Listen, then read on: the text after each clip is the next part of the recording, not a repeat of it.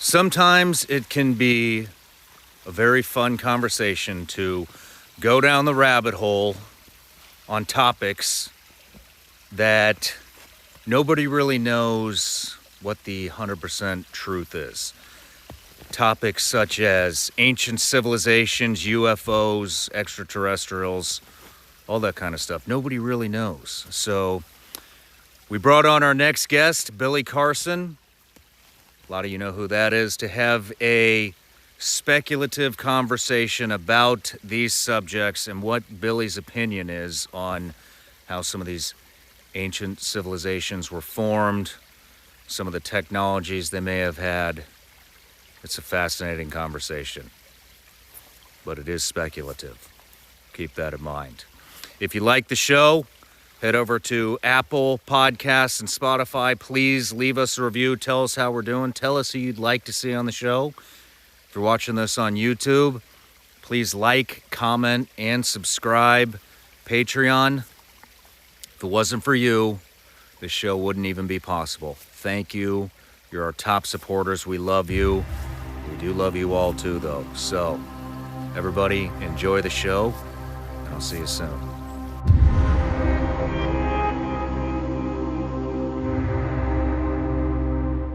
Billy Carson, welcome to the show, man. Great. It's great being here. From the first time I met you and you said you'd like to have me here, I'm glad it happened. Me too, man. I've been wanting to get you here way before we met, and I actually got to tell you in person I wanted you here. I started watching you. Actually, I think I first found you on one of Dr. Greer's documentaries. Okay. And I really liked what you were saying on there, so then I found you on social, started following you and listening to what you were saying, watched a bunch of your podcasts, and your knowledge on the pyramids, just all of, I guess what you call it, ancient history is just incredible. It's fascinating. So appreciate it. So let me give you a quick intro here real quick.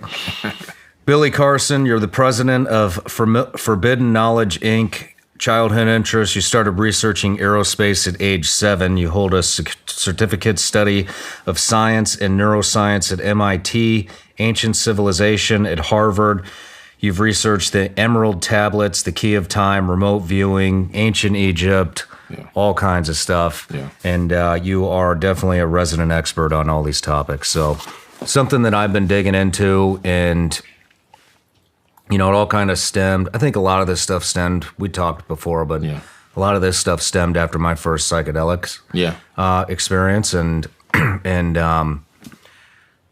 it just took me down these rabbit holes, and I'm realizing we've been lied to about a lot of different things, and especially ancient Egypt. Absolutely. So I got a question from a patron of mine, Patreon.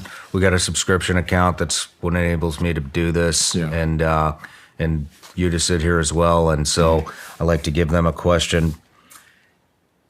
Here it is. This is from Alex Tissot. What does Billy make of the resurgence in interest in what we are seeing now with the UFOs and UAPs? Oh, yeah. Huge question, huge topic right now, obviously, with the Pentagon coming forward, people testifying before Congress. Even right now, you see active military people be able to make a statement as to what's going on out there versus before, you know, just 10 years ago, it was only veterans that could make a statement. And so what you see right now is this resurgence of this new UFO, now UAP information. But I think it's an issue to control the narrative. It's their agenda. They want to control what's going on, what the people actually hear, what they see, what they understand about the UFOs and now UAPs. And one of the main reasons why, I think it all has to do with money. You see, I believe that there are UFOs visiting Earth from outside of this planet. That the ancient tablets talk about this over eons. However, right now, all of a sudden, it's becoming common knowledge and openly stated as if just matter-of-factly by the U.S. government. Why is that? Well, we now have the Space Force. And why do we have the Space Force? Well, we have the Space Force because we have to find a way to make more money. All the wars have been fought. Who are we going to go invade? Who are we going to bring democracy to now? We've literally invaded almost every continent on the planet. We've done our thing. And now the next big rush for super wealth is space. So you have to now control this UAP narrative, and you have to now say, hey, these things pose a potential threat to our national security, global security. We know that they've shown up at missile silos, and they've shown up at these flights where they have the nuclear missiles, and they've deactivated the nuclear codes.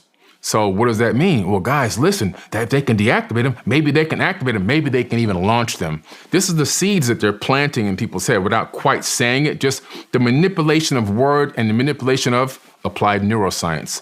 They know how frequencies operate in the human consciousness. So now when they come to say, hey, we need to divert X amount of trillions of dollars to this space force to develop space weaponry and to defend this planet against a threat, everyone's going to be all aboard. Hey, let's go. Let's do it. Before, they were taking money and they were doing it illegally. They were transferring trillions of dollars illegally into black budget spending and then having no accountability, and nobody knew where the money went.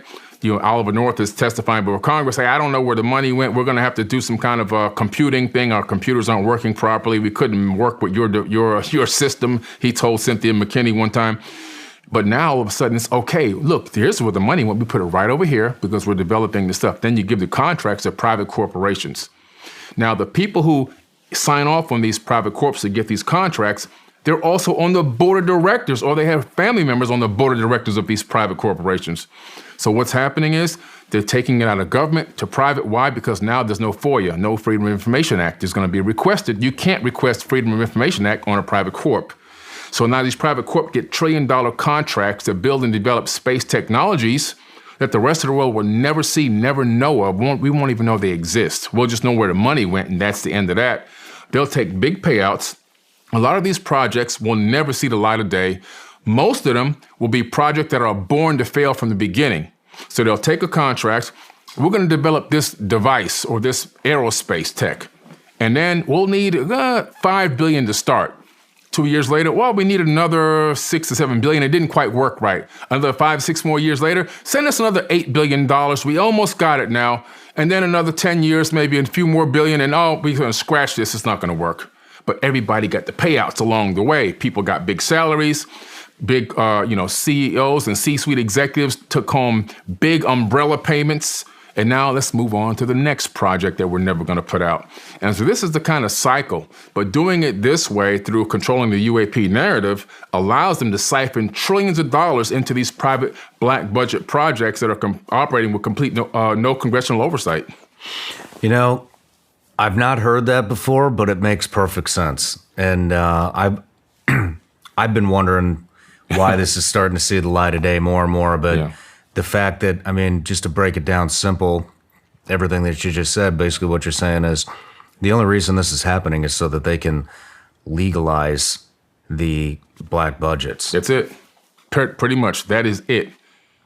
Do you think there's going to be any, it does sound like that they are, at least at the congressional hearing, it sounds like they want more oversight over companies like Raytheon, Skunk Works, Boeing, Northrop Grumman, these type of the military-industrial complex companies. Do you think that they will achieve any type of oversight?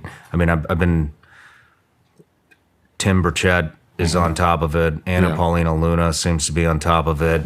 And it's the only, I went to that hearing, and it's the only hearing that I've, in recent times, where you saw the right and the left come together, and it was actually kind of nice. It was very nice to see. Absolutely. Do you think that they'll have any success? I think we have to keep putting pressure. I think that success won't be instantaneous, but I do think that with enough pressure, we can begin to see some progress, and also some parameters being set as to what they can and can't get away with. And it's going to take some infiltration, some people working from the inside out. In other words, people from the inside of government and key positions of power that say, enough is enough. We're going to change this. People who aren't willing to take the payoffs. People who aren't scared of these private corporations threatening them or their families, because that's what happens from time to time, which keeps the whole ball rolling for these corps. So it's going to take some really brave people in positions of power to stop this and actually allow this open book situation to happen.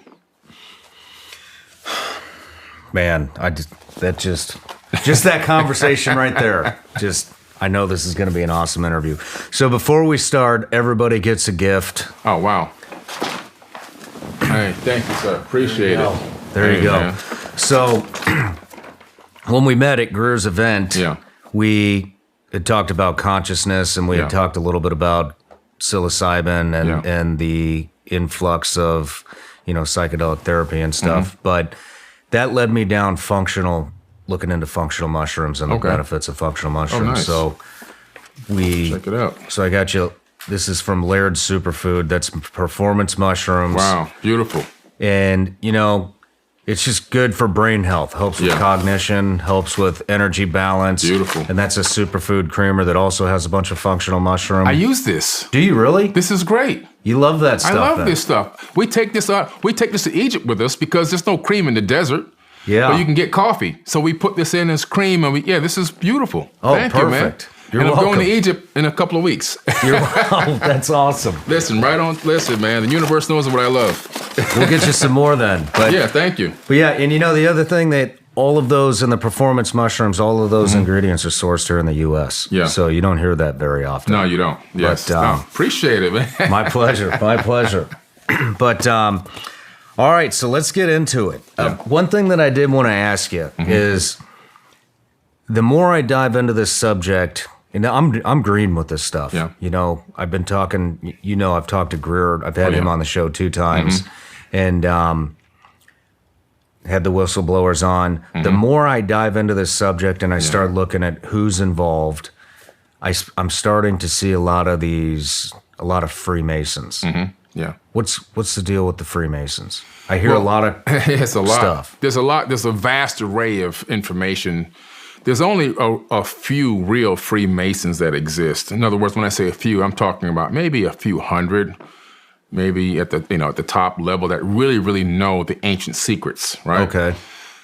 There's masonry halls all around the United States. I just spoke at one in Detroit. I was doing a conscious lecture with 19 Keys. We had nothing to do with masonry, but that's what, they rented the hall out to make money. But the people that typically go there, they have no real knowledge of the real ancient wisdom and knowledge that goes back into the ancient past.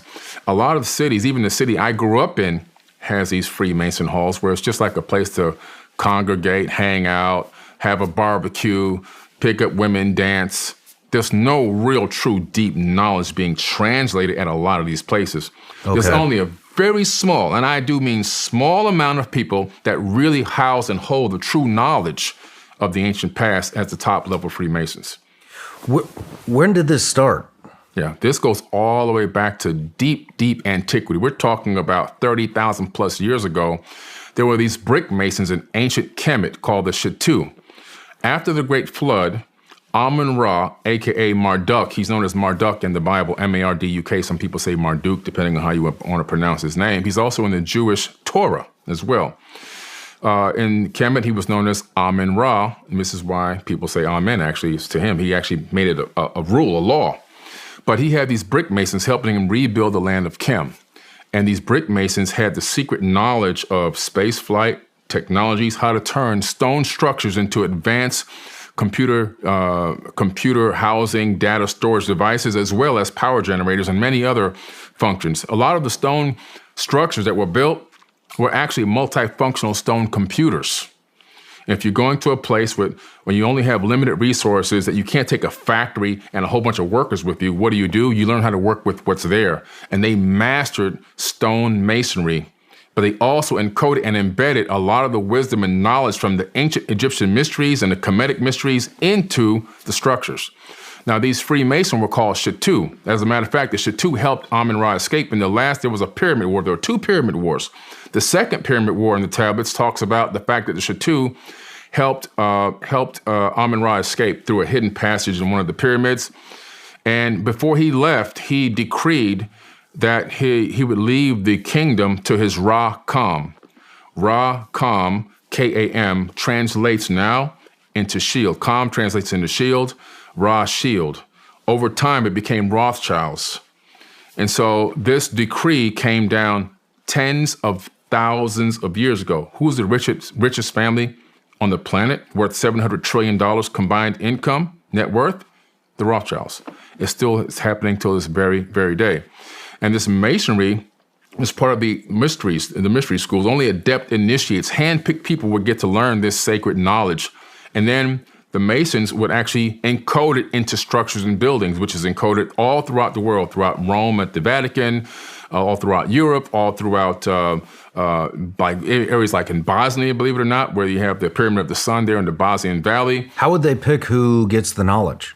They literally had a system in which they can identify people who they called adept initiates, people who seem to have some type of ability to perceive things at a higher level or retain knowledge at a higher level or display some type of talent, or ability.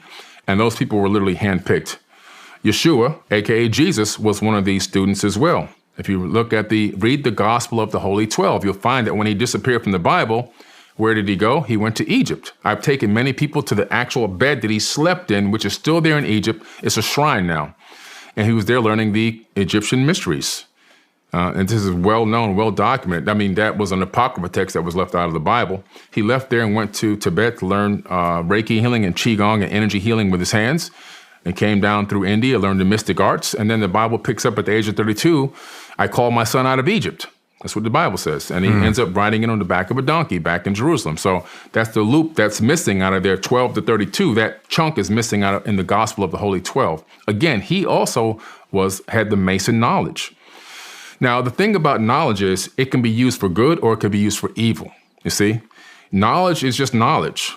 If you have a gun and I have a car and you're trained on how to use a gun appropriately, which you are, right? Mm-hmm. Well, you know how to use it, when to use it, because your mind is clear, you're not going to use it on anybody just because you want to. You're actually trained to hit enemy targets or save civilians, right? Don't shoot civilians. I have a car. I have no training. I'm using ignorant knowledge and I'm just angry. I can take my car and I can kill people just by driving my car right down the sidewalk. I can wipe out a ton of people. And you could be walking on that same sidewalk with a gun and you kill nobody. But you have the knowledge and I don't. So just a little bit of a metaphor there. Mm-hmm. It's nothing to do with the knowledge. It has to do with how it's applied. And so a lot of people have taken ancient wisdom and ancient knowledge when they discovered how powerful it was and how it can control masses of people and allow you to supersede them economically and everything else. And they decided to use it for darkness, for negativity, for power-hungry type struggles and so forth. And so we have a situation where, unfortunately, a lot of these secret societies, Skull and Crossbones and Illuminati and all these things that exist, they all stemmed from ancient mystery schools and then developed into these subordinate dark entities that are now running the planet with Thoth from the Emerald Tablets, he calls them the Dark Brothers. Okay. But all these people were Masons. Interesting. So they're not good guys? For the most part, not that good. Now, there are some that I actually personally know that are actually great people. Okay. Again, yin and yang, good and evil, exist throughout the entire universe. It permeates everything. Some people actually utilize it for the knowledge and the wisdom that it is and have kept it as secret and sacred knowledge. Some people that utilize it to find a way to put their boot on other people's necks, unfortunately. But that's just the universe we live in. There's this dichotomy of good and evil everywhere. But the ultimate force behind the highest level of Mason knowledge has to do with reclaiming our birthright to space travel. You see, in the ancient tablets, there was a situation where the Atlantean civilization had spread around the entire planet. Atlantis was built by these Anunnaki people, according to the ancient tablets, not according to me. And these families had factions, and they were fighting each other. They went to war against each other many times. And in one case, this one faction or one side of the family came against another, and because they lost the battle, they were banished to be locked and stuck pretty much on Earth, never to achieve space travel again. And so they were the original founders of this knowledge of masonry to hide the knowledge of space travel and advanced knowledge and wisdom and physics and everything else into stone buildings and stone structures. Over time, we have slowly regained our right to get back into space, and we now have done it, obviously. In the last 100 years, we went from a horse, buggy, and carriage to putting remote control cars on Mars. We even have Voyager 1 and 2, which are about to head into interstellar space. So what does that mean? We found it out. In Florida, there's only one runway at the Space Coast. It's runway number 33. Why 33? It's a Mason symbol. Why 33 Mason symbol? Well, in order to travel in space, in order to break Earth's gravity, to get past what they call max Q and transition into outer space, You have to travel 33 times the speed of sound, or you will not get there. You see? Anything less, you fall back.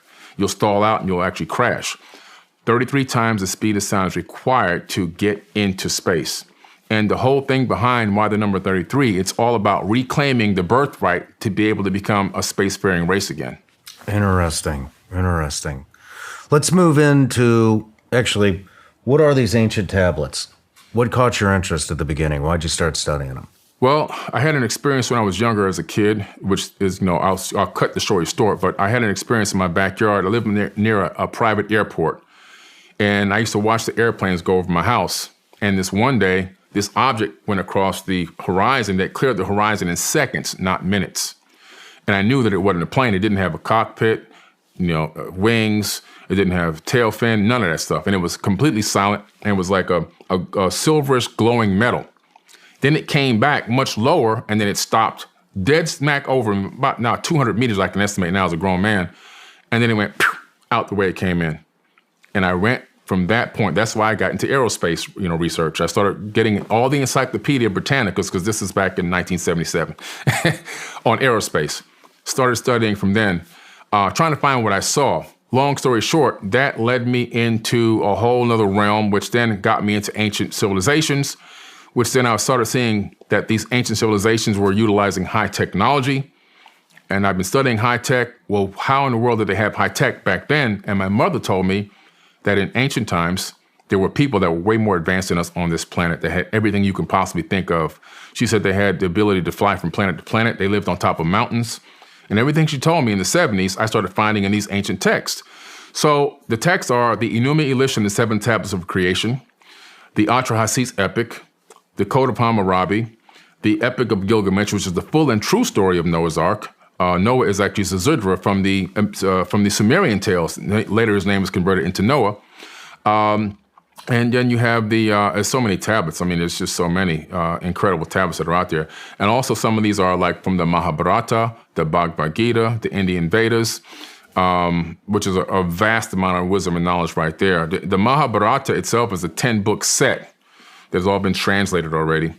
And there's just so many other tablets that exist that you can get your hands on, and they're all translated. They've been translated since the 1800s.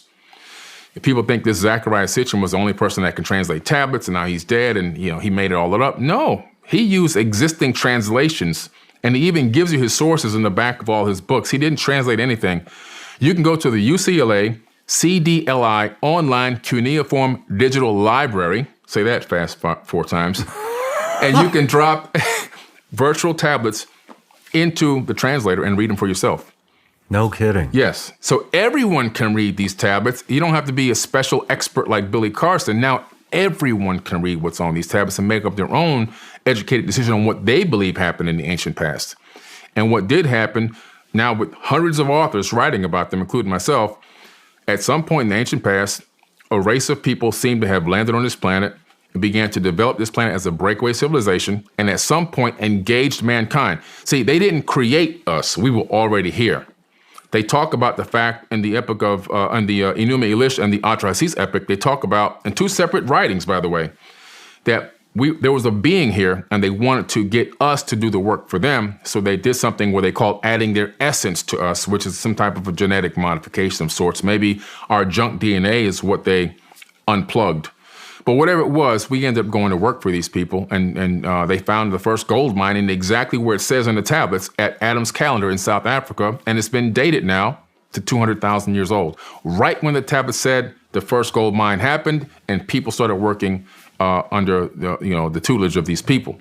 So it's pretty interesting stuff. And so these tablets, they pretty much encompass a lot of religious books, Quran, the Bible, a lot of Buddhist beliefs, pretty much almost every religion that exists. A lot of the roots come from these ancient tablets. Even the whole creation of our solar system is in the Enuma Elish and the 7 Tablets of Creation, which matches perfectly to astrophysics books at universities. Think about that. We're talking about text that goes back tens of thousands of years. How can they be accurate down to the science? Talking about orbits, gravitational pulls, planets being captured by gravitational fields in the beginning stages of the creation of the solar system, because of the gravity being captured and thrown towards our sun and colliding with other planets, creating debris. I mean, the whole thing is right there, and you can almost watch a National Geographic Discovery series on it, and they'll tell you the same exact thing.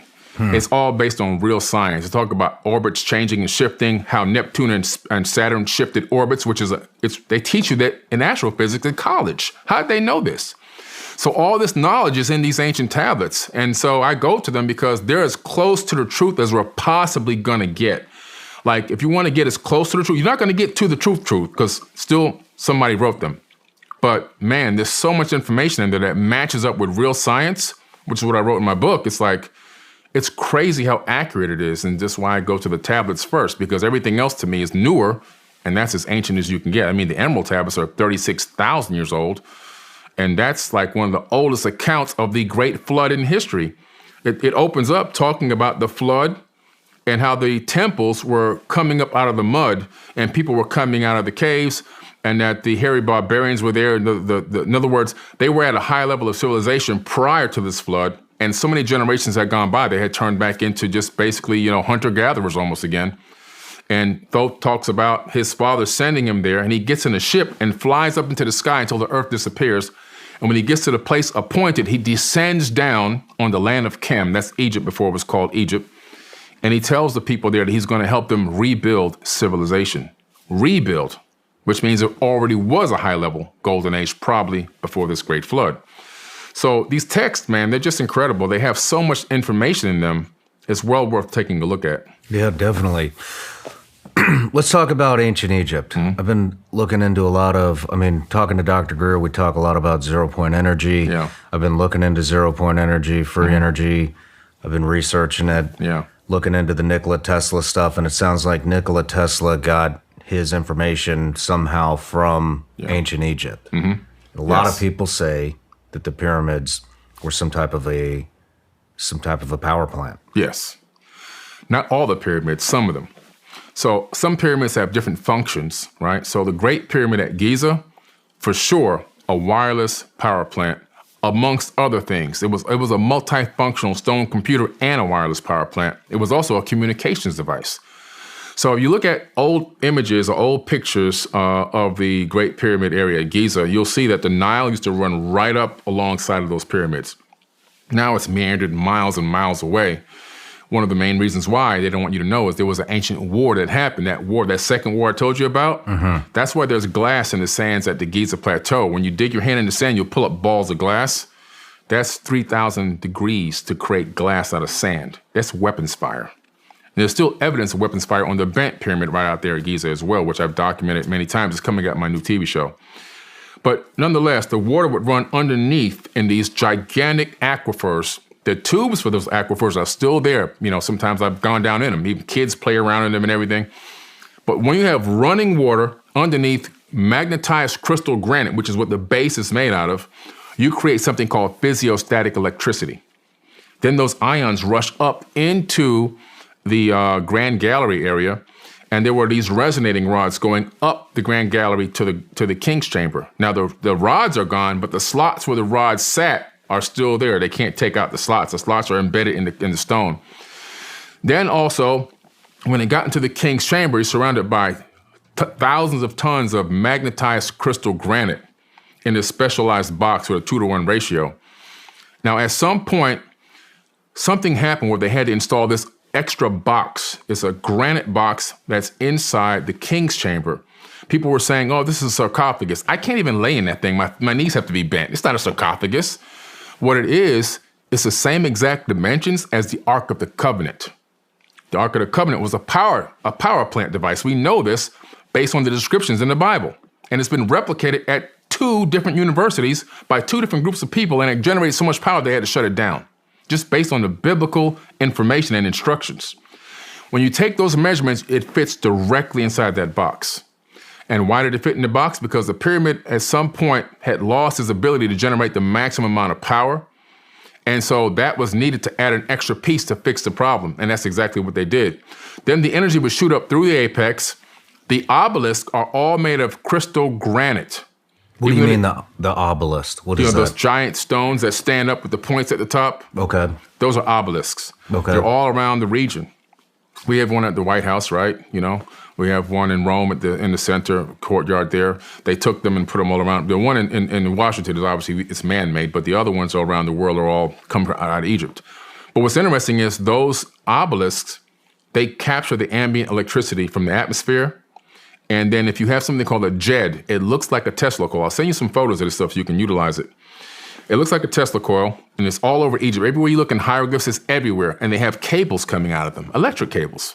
They were connected to their electroplating devices, and anything else they needed, light bulbs, anything that needed electricity was connected to the JED. The JED would capture the ambient electricity from the obelisk. The obelisks were like electric wire poles in your neighborhood, basically, but just doing it all wirelessly. And by that method, they were able to transmit the wireless energy all around the region. And the JEDs would capture that energy, and they can power whatever they wanted. And so, now what's also interesting about the Great Pyramid, a small amount of that water would be pushed up into the pyramid and down into the Queen's Chamber. Now, the Queen's Chamber, when you analyze it and look at it, and look at the x-rays of it, you discover something interesting. It operates like an electrolysis machine. Why electrolysis? If you use electrolysis with running water, you can extract the hydrogen atoms out of the water, which is what we do in different types of engines that we have right now. The Navy has a ship that never has to come back for gas because it just takes the water from the ocean, extracts the hydrogen atoms, and pushes it into a chamber for engine combustion, and they run on hydrogen. They don't run on gas anymore. Matter of fact, that's the wave of the new future. We have Rolls-Royce developed an airplane engine that runs on hydrogen, and all the cars, including all the EVs, are going to go in the garbage can. All cars are going to be hydrogen-based in the next 10 years. Mark my word. Remember today. So what they were doing, though, they were utilizing it for what astrophysicists use it for, communication. Astrophysicists communicate and send information out into space to connect with ET or talk to ET on the hydrogen frequency, the most abundant frequency in the universe. Now, when you look at the Great Pyramid, it's got these giant shafts on the sides that align with Orion, Aldebaran, Arcturus, and all these other star systems on specific time frames, Sirius. And so what's happening is on specific alignments, they were transmitting on the hydrogen frequency updates, in my opinion, this is now my own hypothesis, updates to those star systems. Because why have those shafts pointed at star systems, and why have them have the capability of shooting hydrogen through those shafts? To me, it's a communications device, the same way we're using right now today in modern astrophysics. What are we using in modern astrophysics? We take the hydrogen frequency and we piggyback our data, zeros and ones, on it, and we send it out into space. Looking and hoping that another race of beings, I think that they already know who they're sending it to. They're just saying, we're hoping. I think they're communicating, but that's a whole nother podcast. But sending it out into space, that another race of people can pick it up and then decode the zeros and ones and decode the message, basically, and then transmit the information back on the same frequency. What makes you think that they've already made communications? Well, to me, just based on the advancement in sciences and what looks and appears to be of NASA as a front, the fake space agency, in other words, doing all the things that are already done in the 1950s, 60s, and 70s, and still utilizing those same techniques today, knowing that we know that they're 300 years ahead of us technologically. They meaning the private corporations. Well, why aren't we seeing any of that tech being used? So I just believe that, and I know this 300 years ahead from my private meetings. So I have a tech company called First Class Space Agency. And I was privy to a TS clearance for private space meetings at the Space Symposium in Colorado a few years ago. And in this room, I'm sitting there with some of the top tech companies in the world in space, travel, and also ancillary parts for space, like radiation hardened computer circuits and everything else. And they're all talking about how advanced, they are. And the number is 300 years ahead of the general population. So if they're 300 years of the general population, 300 years ahead, then what in the world are we doing with chemical rockets going up into space and all this kind of crazy stuff? So to me, when they say that they're communicating, I say, let me extrapolate a little bit more. They're trying to communicate. Let me extrapolate. You are communicating. It's just the way I decode it is there's something going on. They've probably made some kind of a type of contact at some point because they keep transmitting nonstop, up and down, nonstop. There's even a dish on the moon that we transmit via laser information to every single week. Who are we talking to on the moon? This has been going on for decades. Why are we doing this? So you got to pay those people to do that, so it's costing money. So there's a reason for this. So my hypothesis is that they may be communicating with somebody already. But I do believe that's what the Great Pyramid was used for, power generation. And when I say other things, you can calculate based on the base size of the pyramid and the height and the size of most of the stones average, you can actually calculate a lot of things. You can calculate the distance of the Earth to the moon, the distance of the Earth to the sun. You can calculate the speed of the Earth on its own axis. Hold on. How can you calculate all this? Well, when you I have all these calculations broken down, which have been analyzed by college professors, and they're blown away. I'll send you a sheet you can show on the screen for this, the breakdown of the mathematics, how to times and square all these numbers to come up with these calculations. You can calculate the tropical year, the sidereal year. You can calculate the speed of the Earth around the sun, the speed of the sun around the Milky Way. You can even calculate the speed of the Milky Way around the local cluster of galaxies that are out there. All this can be calculated by the construction. This is the brick masonry. This is the Freemasonry encoded into the Great Pyramid. This is the Mason information. It's all about astrophysics. It's all in there. It's all built into the pyramid, all in the construction process. Now think about that knowledge you have to have. You have to say, I want to have this, and this, and this, and I want to have it all built into the construction. Let me input this into my whatever kind of computer program they utilize to do this, and then it spits out this blueprint, and they build it according to that blueprint so that all this information is encoded in it at the same time it's being built. Wow. Yeah. Wow. When it comes to, you had mentioned a little bit earlier that you think that all vehicles are going to go to hydrocarbon. Oh, yeah. Hydrogen. Correct? Hydrogen, excuse me. The hydrogen atoms, yes. Somebody already developed this. Yeah. And they're Stan no Meyer. longer here. Is that his name? Stan Meyer. I remember watching that commercial live on TV as it aired on the news station, standing right next to my mom. He drove this little buggy he built, run on water. You can go from New York to California on 1 gallon of gas. He said you can piss in it, you can spit in it, you can put snow in it. This guy was going in. And I was so amazed. I was like, this is crazy. This is incredible. Of course, he went to a restaurant where he met with some Pentagon officials, and then he ran outside and screamed, they poisoned me, and he died right there, right in front of his brother. And so at the time, they wanted to do away with it.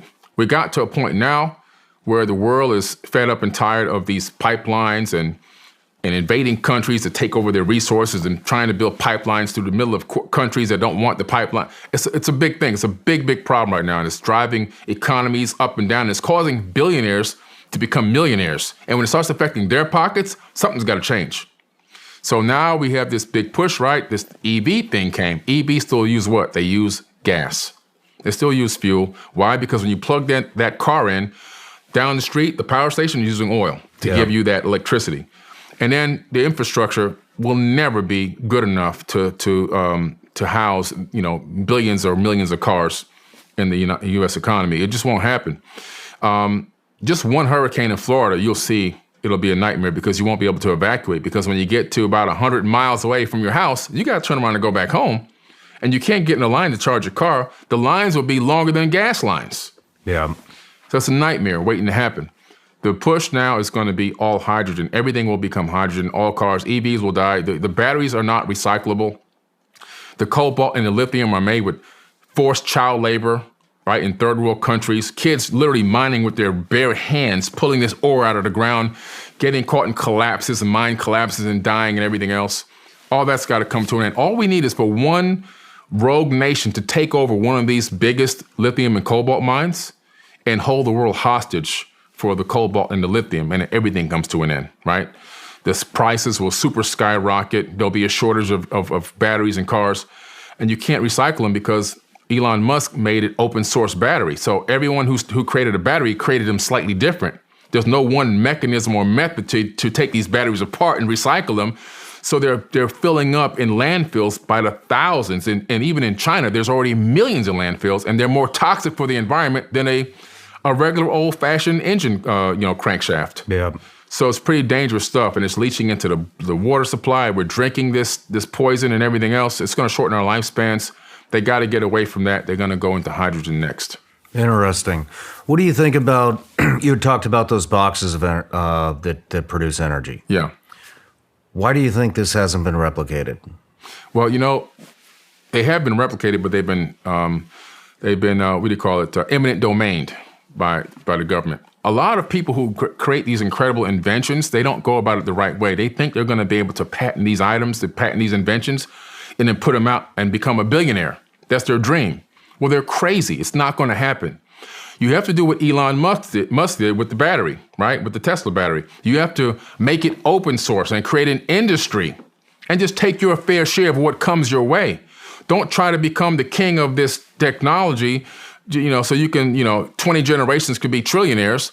That's the wrong mindset. The right mindset is don't patent it, make it open source, release it to the world, let everybody develop it. Then who are they going to come kill? Everybody? Yeah. You see, my tech company, we're doing the same thing. We're doing everything open source. Our laboratory ended up closing down because of the whole global sickness thing that came. We were just getting ready to start it, fire it up. We had an astrophysicist, we had a quantum physicist, and an engineer. But now we're going to restart again in 2024 and redo the lab and get everything cranking up again. But every concept, every idea, every theory, everything we create is all going to be open source. We're not looking to become trillionaires on a great idea. We're looking to free the world from its bonds. Mm-hmm. And when you go with that mindset, your abundance is going to be guaranteed because you're operating in the right frequency. You're doing things right. And so everything will be taken care of. All you have to do is just find a way to create these incredible technologies and release them to the world and let everybody have the schematics. And you'll find out that you'll still be able to eat. I guarantee you there's enough abundance for everyone to eat. But people think there's scarcity. There is no scarcity on this planet. It doesn't exist. This universe is abundant in every way you could think of. I mean, with free energy, doesn't it kind of make the whatever currency you're using almost, I wouldn't say 100% irrelevant, mm-hmm. but yeah. Pretty damn close. It's going to help lead us and guide us into a brand new economy, which has to come at some point. We know that no empire can persist forever. Just read a history book. You'll see that, the Romans, they're gone too, right? Mm-hmm. And so there's this cycle where no matter how big you get, there's always this recycling, this cyclical civilization, rise and fall of governments and everything. It just happens. It's just part of life. And this economy that we're under right now, it will not persist forever. At some point, it will evolve. These technologies are developed and people are able to get access to free energy and clean water and even the playing field a little bit. I think that the economy will shift. Global economies will completely shift out of what we have right now, where we have a small amount of people. We have less than 100 families controlling 8 billion people. Think about that. 8 billion people being controlled by less than 100 families. This is why the aliens don't talk to us directly. Think about it. If I'm a super advanced race, I'm a class, a type 3 civilization or type 2 civilization, and I fly by and I look at the Earth and I see, they got 29,000 nuclear bombs aimed at themselves while they're still on the planet, and 8 billion people are being controlled by this many tiny people, and they can't see how to take back control of their own planet and love one another. Why would I even stop by? So we have to at some point realize this is not the way. Our economy's got to shift. It's got to change. It's probably going to go to a credit-based system, not credit like your credit score, but credits of some type, whether it's through crypto or blockchain technology, some way you have access to, digital wallets. But that your status in society will be how good you are at what you do and how much you help people, and also will eventually harness the power of AI and robotics to free the burden of humanity, instead of putting us to become eventually their slaves or maybe even worse. I think when we have the right idea and concept of how to utilize these technologies, that people will be free to travel, explore. If you want to work somewhere, you can work somewhere. There'll be programs set up where if something takes your job, like an AI or a robot, your bills have got to be reduced. Your personal responsibilities have got to be wiped out in some way, shape, or form. All this is rough ideas, but something has to be thought through that will lead us into an economy and a world where people and human beings can thrive. Because after all, the most important thing is for human beings to thrive, not for a small amount of corporations to thrive. Mm-hmm. 100% agree with you there. Let's get back to ancient Egypt. Yeah. Some of the things that really caught my attention was and we're not just talking ancient Egypt. I had read or saw or heard that from multiple sources that a lot of these wonders of the world, Easter Island, Machu Picchu, the pyramids, Stonehenge. There's probably more. Oh yeah. But I've read that they're all these unexplainable ancient structures are all sitting right on top of fault lines. Is there any truth to that? They're not on fault lines. They're actually on energy grids. And the majority what is of an them, energy grid? An energy grid is where the magnetic field of the Earth whips out of the planet. So a lot of these structures are literally sitting directly on top of these high energy magnetic fields. Really? So if you go and get the from USGS.gov and take the Earth's magnetic field map, and then lay it over a map of like a lot of these megalithic structures, all of a sudden you go, oh my God, they're all sitting on top of like high energy magnetic portals, basically. And what's interesting about that is how in the world did they figure this out? Like what type of tool do you use to measure how much magnetism is whipping out of the Earth here from the core or 100 miles away? How do you distinguish which one is the one, the spot to put it in? They had to have had some level of advanced technology that had the capability. Now we do it through satellite technology. So how in the world were they able to do it? We have a satellite that orbits the planet in a polar orbit. It orbits this way, not this way. And as the Earth spins on its axis, it's taking swaths of data. Magnetism, electromagnetic fields, it's taking topographical data and so forth and so on, minerals and so forth. We know everything that's on Earth from a polar orbiting satellite, which is why I believe that that's exactly what was used. Because if you look at the Great Pyramid at Giza, where is it located? Directly at the center of landmass on Earth, not the center of the Earth, the center of landmass.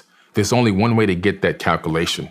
You have to have a satellite orbiting in a polar orbit, scanning the planet as it spins on its axis to pick up all the topographical data, to be able to calculate the landmass and to find the dead center of the mass of land. And not only that, of course, it has one of the biggest magnetic fields coming right out of that spot too. So boom, dead center, they drop it right there. And then also the Great Pyramid, the height of it matches the average height of all the peaks on Earth. Again, how can you do that? Polar orbiting satellite, as the Earth is spinning, it's calculating all the peaks. The peak of the pyramid is the average of all the peaks on Earth. All the natural peaks on Earth. It's the average height of all the natural peaks on Earth. I mean, there's so many things. There's so many things with the pyramids and these other structures that just, it's mind-boggling. I was taught that these 7-ton bricks were, they use sticks and ropes and mud and elephants. The mud ramp theory had it took over for a little while, but then some real good physicists said, I don't know. They did some calculations. You would need more mass than the pyramid in mud to be able to create the mud ramps to put it didn't add up. Yeah. So the mud ramp, and then the lack of trees and lack of timber and so forth to rolling these, 15-ton stones in some cases on top of wooden. Come on. It just sounds crazy. Yeah. And when you go to the Serapeum at Saqqara, which is Enki's Halls of Amenti, it's these underground halls that are there that I take people to every year that has this incredible hallway carved out of solid stone underground, and these alcoves are in there, and inside of each alcove, perfectly fitted, tight and snug, are these 60 and 70-ton, what look like sarcophagus. What's a sarcophagus? What they claim they will put the dead body in, Okay. But they're not sarcophagus because there's no dead bodies in them. They're clean. They're actually, you can eat off the floor inside of those things. I've stood inside of them. They're higher than my head, and I'm 6'4". The lids weigh like 40 tons. But if you read the Emerald Tablets, you discover those were the halls of Amenti, where these beings claimed to have rejuvenation chambers. And they would put bodies in them, and they would literally had some type of technology that would transfer their consciousness into a new body when the other one wore out. And they would put the wore out body in these things and let them rejuvenate over time. Sounds crazy, but now modern science is doing the same exact thing. They literally are right now doing the same exact thing, learning how to transfer human consciousness from one body to another. They've even created mind links where they can transfer an active awake person's mind into a person that is already awake and conscious. Wait a minute. Who's doing this? Scientists at the Brain Institute and other laboratories all around the world. They have an experiment, and I'll get you the exact experiment that it was, where they have one gentleman in a room with a blindfold on and his hand on a remote control video game in front of him, but he can't see the video game. They have another gentleman in another room who's looking at the video game with no remote control. They create a mind link between the two and transfer this guy's mind into the other guy. He's now controlling the other guy's hands to play the video game. No way. Yes. This is documented. Documented. Real actual science. science. Actual science. I'll send you. And listen, in Russia, the 2045 project, Ray Kurzweil, they've already took a monkey and transferred its consciousness into a computer. That was done in 2010. In 2000, I think 16 or 17, it was to transfer human consciousness into a robot, which that's been done. In America, we have DARPA. They have the Avatar project. Look that up, the Avatar project. I wrote about it in my book, where they transfer a soldier's consciousness into a field robot. And then the only thing that gets damaged if the robot blows up, the symbiotic link is disconnected through consciousness, but the soldier's obviously not going to die. And so this has all been done. This is real science being actively used right now. By 2045, which is the 2045 project in Russia, they're looking to transfer human consciousness into an actual being, an actual avatar body. So they can take a skin cell from you, they can put it in a petri dish, they can get it under the right conditions, turn that skin cell into a stem cell, culture that, turn that into a group of stem cells, and then grow that into a full clone of yourself using your own stem cells, and then transfer your mind into your new body. Whoa. I've never heard this before. Yeah. Ever. And it's all in my book. This is real stuff, man. How do you find this kind of stuff? It just comes to me, when you start going down these paths of research, you become a magnet for information, and information just begins to come directly to you from all sources. And then when you look it up and dig deeper into it, obviously some of it's not good, you don't use it. But the stuff that is real, I write about it and I put my source links to it because I want people to know, like, this is real and you can go look it up yourself. Wow. What? Let's go back to the pyramids and all these other wonders of the world. Yeah. I mean, a lot of these wonders are the architecture and the strategy to build the buildings seem to be identical in a lot of these places. Oh, yeah. How do you explain that? One master architect. If you look at the Emerald Tablets, got to go back to the oldest text that we know of, 38,000-year-old text. Thoth claims to have built the Great Pyramid. He said, builded I the Great Pyramid, patterned after Earth's force, so that it too might remain through the ages, and it sure has. So the Great Pyramid is not 4,000 or 5,000 years old. That Great Pyramid is about 38,000 years old. And so is the Sphinx. His father told him to build the Sphinx and put his face on it. And then later on, that face was recarved. This is why the face is not the right size for the body to his nephew's face. But the face was never the face of a lion. But this guy was the master architect. He laid down the blueprint for how to do this. In the Emerald Tablets, he takes a crew with him on the great ship that descends on the land of Chem, rebuilds the land of Chem. He says something very interesting in this text. After spending many years there, they don't specify exactly how many, but they say many, many years, rebuilding the land of Chem, he tells that crew, that team that came with that original team, to spread out around the world and duplicate what we did here. Then all of a sudden, what happens? Pyramids pop up all around the world, megalithic structures, megalithic temples all around the world, all using the same exact building technique. Thoth himself even leaves Africa, takes Olmecs with him, and leaves his brother Amun-Ra in charge, and he goes to Mesoamerica and builds the Teotihuacan civilization and builds that whole Teotihuacan pyramid complex, which, by the way, is aligned with Orion, the same exact formation as the ones in Africa, at Egypt, right, at Giza. And also what? Built on top of an aquifer. The base of the Pyramid of the Sun is exactly the same size as the base of the pyramid, Great Pyramid at Giza. And the height is exactly 50% the height down to the millimeter of the Great Pyramid at Giza. Again, down to the millimeter? Down to the millimeter. And this is, again, what? One master architect, again, showcasing his talents and going all around the world.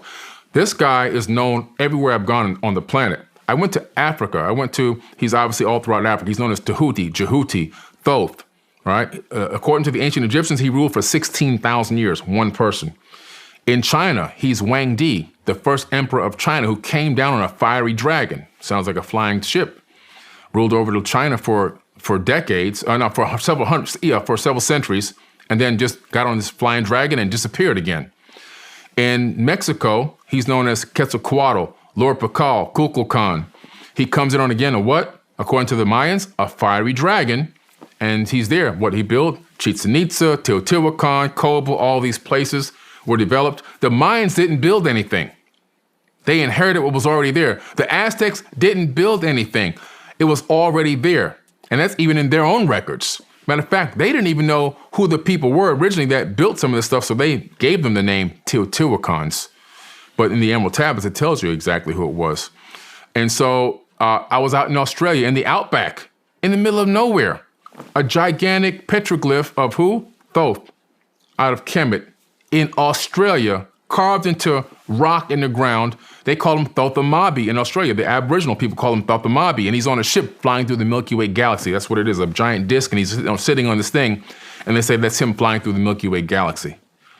Wow. And, so the more you look into it, these structures, they were built by people, not aliens. In other words, Thoth, in my opinion, wasn't from this planet, and also his relatives, but they had the people doing the labor. They taught the construction techniques, and they had the blueprints on how to do this. They weren't going to get out there themselves and do all this hard labor, but they had the blueprints. They laid out the foundation, and they said, hey, this is how we do this, and we're going to do this all around the entire planet. I mean, how do you think it was built? I mean, I've had people that I have a lot of respect for and know for a fact that they are extremely intelligent individuals. One of them I've had on the show, his name's Chris Beck. And he was talking about the exact same thing, the aquifers, the crystals, the energy. And I mean, he was like, well, how do you move, how do you move things? Yeah. Frequency and vibration. That's it. And if you think about it, if I put a subwoofer under a glass top table and I put a brick on it, it's going to move. It's going to move. And so do you think, is that how it did? Did they create some type of frequency and vibration? There's a famous Sumerian cylinder scroll. I'm going to send you a copy of this image. You see an Anunnaki god, you call him a god with a lowercase g, it ain't the God. Okay, we know God is a god for real, but that ain't the God. They called him a god because these people didn't understand. These people had advanced technology.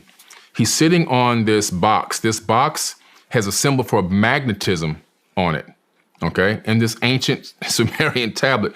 And then, so he's sitting here with this box. There's this tripod thing up in the air, and it's got this disc. Underneath the disc is a gigantic stone table, and there's human beings. You can tell they're human because their height compared to this guy, they're tiny. And a human is picking it up with one hand.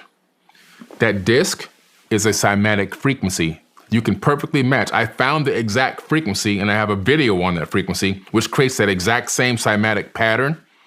And so that cymatic pattern and magnetism in some way reduce the weight of that gigantic stone table, allowing an average normal human being to pick it up with one hand. I'm going to send you this image.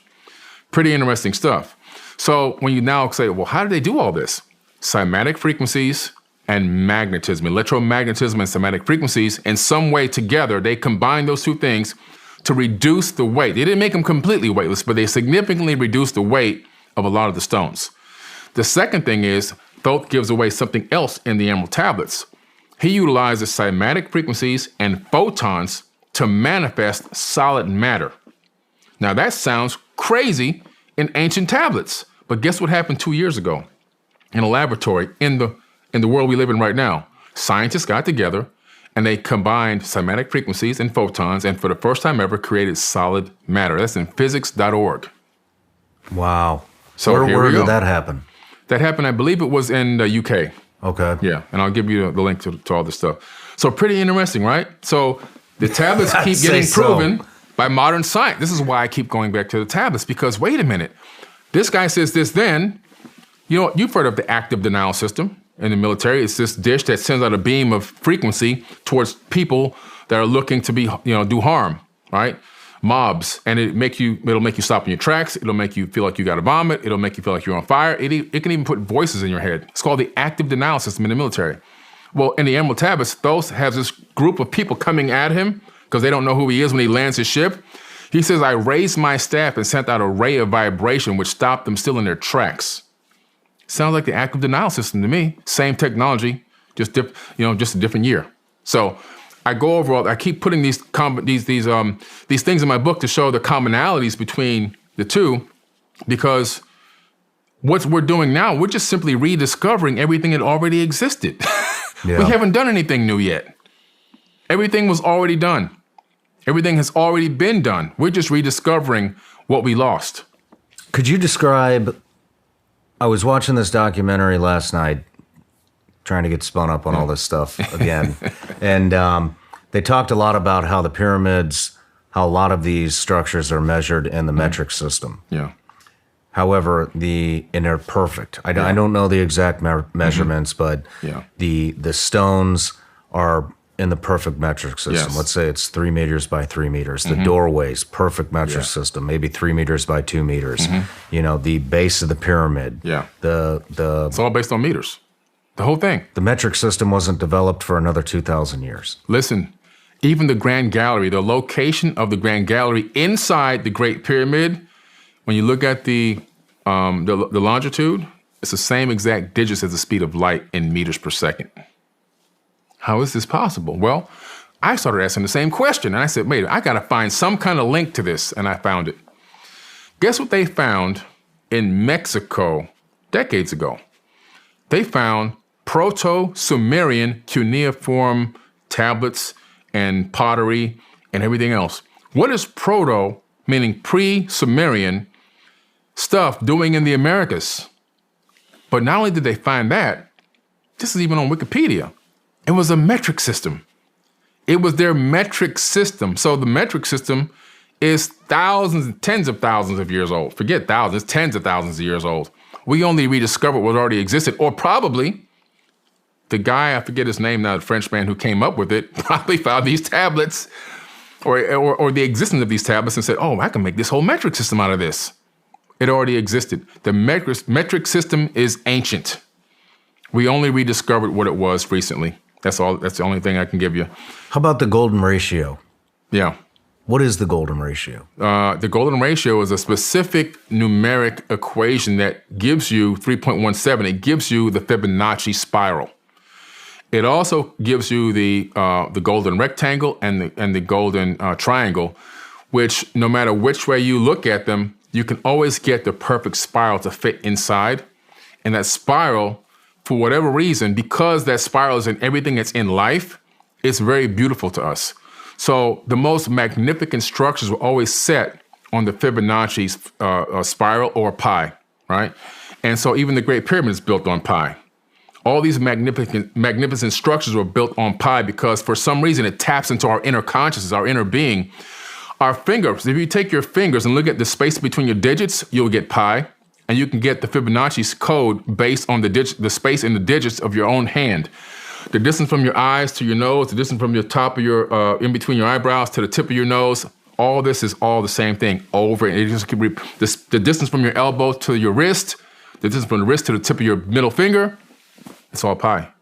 You see? Are you kidding me? What do you mean it's the pi? whole human body's designed on that number. You mean it's what do you mean it's pi? You can get if you calculate the distance in the space in between your digits and your elbows and your joints and everything else, I'll send you a diagram on this as well. You'll get the Fibonacci sequence built into the human avatar body itself. It's in everything. I mean, I don't understand how it could be pi, because if it's pi is what, 3.14? Repeating forever? Right, but you see, when you calculate, well, pi creates the Fibonacci spiral, or allows you to place the Fibonacci spiral inside of anything, all right? And so when you start creating these calculations and you start doing the measurements of these distances, you start finding out that they fit perfectly with that number. and that you can get the Fibonacci sequence is built into the human avatar body. And I'll give you a complete diagram so you can see how it all breaks down. Okay. I just want to figure it out right now because my mind's blown. So, I mean, obviously the distance from my eye to the middle of my, whatever this is, nose, right, top of your nose, is completely different than from my elbow to my wrist. Right, but there's a ratio, and when you apply this specific ratio, you'll find that this is the reason why this is this distance is the average distance, and this distance here is the average distance. In other words, they can calculate based on how many inches or millimeters or centimeters. It comes out to be a perfect, when they make the boxes and connect everything, it comes out to be like the golden rectangle, the golden triangle, and you can fit the Fibonacci sequence right inside, or the Fibonacci spiral right inside of them. When they begin to make all the connections, like connecting dots, all of a sudden, everything fits perfectly. And like I said, so in other words, if I take the distance from this digit to this digit, and this digit to this digit, and this digit to the top of my finger, all of a sudden, I'll find that when I look at it underneath the connected rectangles, that Fibonacci will fit inside of these digits. So the Fibonacci sequence, which is now we find in almost all life, is actually part of fractals. So we're living in a fractal-based universe. Everything is a fractal of something else, something bigger, something grander. But also, it's also a fingerprint. So the fingerprint of God is the Fibonacci sequence. It's the evidence that we're living in a creation, that we also are created. Interesting. Let's take a quick break and then we'll dive back in. All right. I've spent more time than I would like to admit researching, testing, trying to find the perfect mattress that's going to give me a good night's sleep. And it basically got to the point where I just gave up. I suffer from chronic back pain. It comes from 14 years of combat operations as a Navy SEAL and a CIA contractor. My back's just shot. No matter what mattress I use, I wake up, I can't move. It takes me about 45 minutes just to loosen up, to bend over, to put my shoes on, to get out the door. And then a friend of mine told me about Helix mattresses. So I went to the website. Turns out they got a quiz you take. You take the quiz, and then they make a recommendation out of the 20 mattresses they have in stock. Mine was the Midnight Lux, and bam, had it shipped right to my house. Very skeptical, by the way, but slept on it first night. Slept like a baby. Complete game changer. Another thing I like about Helix mattresses is they have the enhanced cooling feature that keeps you from overheating. We've all used mattresses where you wake up, especially these memory foam ones, right? You wake up and you're sweating and you can't go back to sleep. Well, Helix is taking care of that. Take the Helix Sleep Quiz at helixsleep.com and find your perfect mattress in under 2 minutes. Helix is offering 20% off all mattress orders and 2 free pillows for our listeners. Go to helixsleep.com/SRS and use the code HelixPartner20. This is their best offer yet, and it's not going to last long. With Helix, better sleep starts now. Here's the situation. You've got China, Russia, Ukraine, the border. The banks seem to be collapsing. Plus, the Chinese just negotiated with Iran, Saudi Arabia, and Brazil to drop the US dollar. And most Americans, including myself, feel that we're in a recession right now. But despite all the evidence, I can't tell you what's going to happen for sure. Nobody can. Yet when it comes to your money, you should understand what's at stake. That's why I partnered with Goldco to possibly help at times like this. Go to SeanLikesGold.com or call 855-936-GOLD to get your free gold and silver kit. The kit shows you how to defend your money with precious metals and how listeners of the show could get up to $10,000 in bonus silver. Go to SeanLikesGold.com or call 855-936-GOLD to get your free gold and silver kit. I can't predict the future, but I can certainly prepare for it. So go to SeanLikesGold.com or call 855-936-GOLD now. Performance may vary. Consult with your tax attorney or financial professional before making an investment decision. All right, Billy, we're back from the break. Yeah. This discussion is blowing my mind here. But I wanted to talk to you about CERN, too. So is CERN learning anything from ancient Egypt? Yeah. CERN can you describe what CERN is? Sure. CERN is the LHC, the Large Hadron Collider.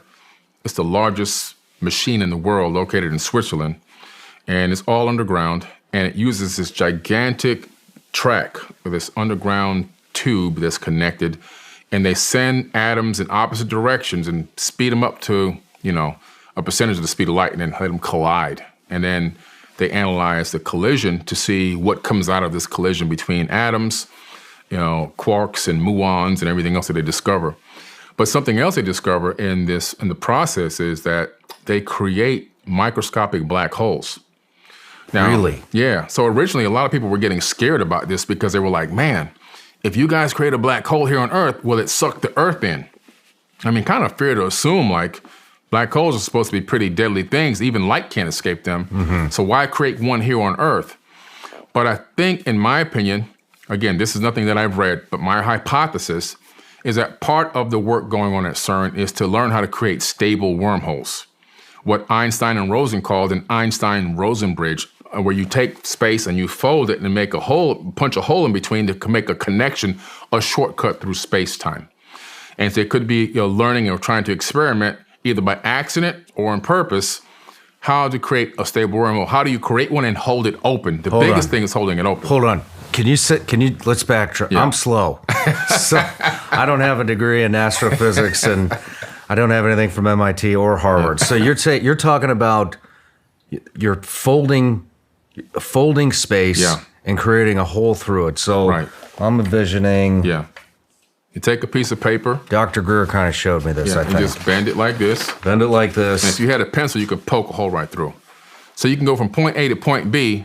Instead of traveling over the length of that sheet of paper to get from point A to point B, you now just arrive at point B almost instantaneously. Okay. You see? And Einstein and another professor, a theoretical physicist named Rosen, they call it the Einstein-Rosen bridge, was a theoretical name for this type of hypothesis on how to create a wormhole, or what a wormhole would be, how it would operate, how it would work. The biggest problem that we have is not creating the wormhole now, because we can create them, but how do you keep it open? How do you make it stable for something to pass through without collapsing? Now, NASA recently discovered something called X points around Earth and also around the sun. These are naturally occurring portals that open and close every single day all around the outside of our planet. The Themis satellite system discovered these portals a few years back, and they've been analyzing and watching them. Some of them create direct pathways to the sun and even to other planets in our solar system. So these are called X points. They exist all around the outside of our planet. They're where magnetic diffusion points hit and cross, like our magnetic fields hit and cross. In some way, combining that crossing of electromagnetic fields with charged particles from the sun opens up a portal. So portals naturally can occur in nature. You don't have to make them artificially. So that's pretty interesting. All we have to do now is learn how to harness that power, and we can travel through space, and we can go great distances without having to put ourselves in hibernation pods and things like that. Mm-hmm. But now what's interesting is you look at some of the pyramid structures and also read the ancient texts. If you go to one of the Sumerian tablets, they talk about having something called a Du-Ran Ki. It was called a bond heaven-earth. And Enlil talks about walking from his home world directly to Earth and walking from Earth directly back to his home world, bypassing even getting in a spaceship. You go fast forward a little bit more, the ancient Egyptians talk about something called a Jed Pillar Ankh. They have a Jed connected to the inside of Ankh. People think the Ankh was like for decoration or represented rebirth and the womb of a woman and all that. It kind of did. Nowadays it's just decoration like jewelry. But it also represented something more technological in the ancient times. When you go to the super ancient texts, you discover that Ankh and that Jed were a oscillator that would resonate to the atomic frequency of the owner. That was the code programmed into the actual Ankh. The actual portal that they would walk through to travel wherever they were going, it would only let you walk through it if your frequency was programmed into the portal. That was your key. Without walking through with that, you would be obliterated. That's how they kept people from just getting into these portals. Only the elite of the elite had access to these portals to travel all around the world. There's one in Mexico, in Tula, Mexico, where Thoth, the Atlantean, who came from Africa over there, he would stand there, and this looks like an indentation in the wall, and he would literally walk through it, and he would reappear somewhere else in the world, and he would come back from time to time and so forth. But again, he would have the Jed Pillar Ankh in his hand. Then you look at Bosnia in Europe. There's a pyramid there called the Pyramid of the Sun. Just like the one, there's one in Mexico called the Pyramid of the Sun. There's one in Bosnia called the Pyramid of the Sun.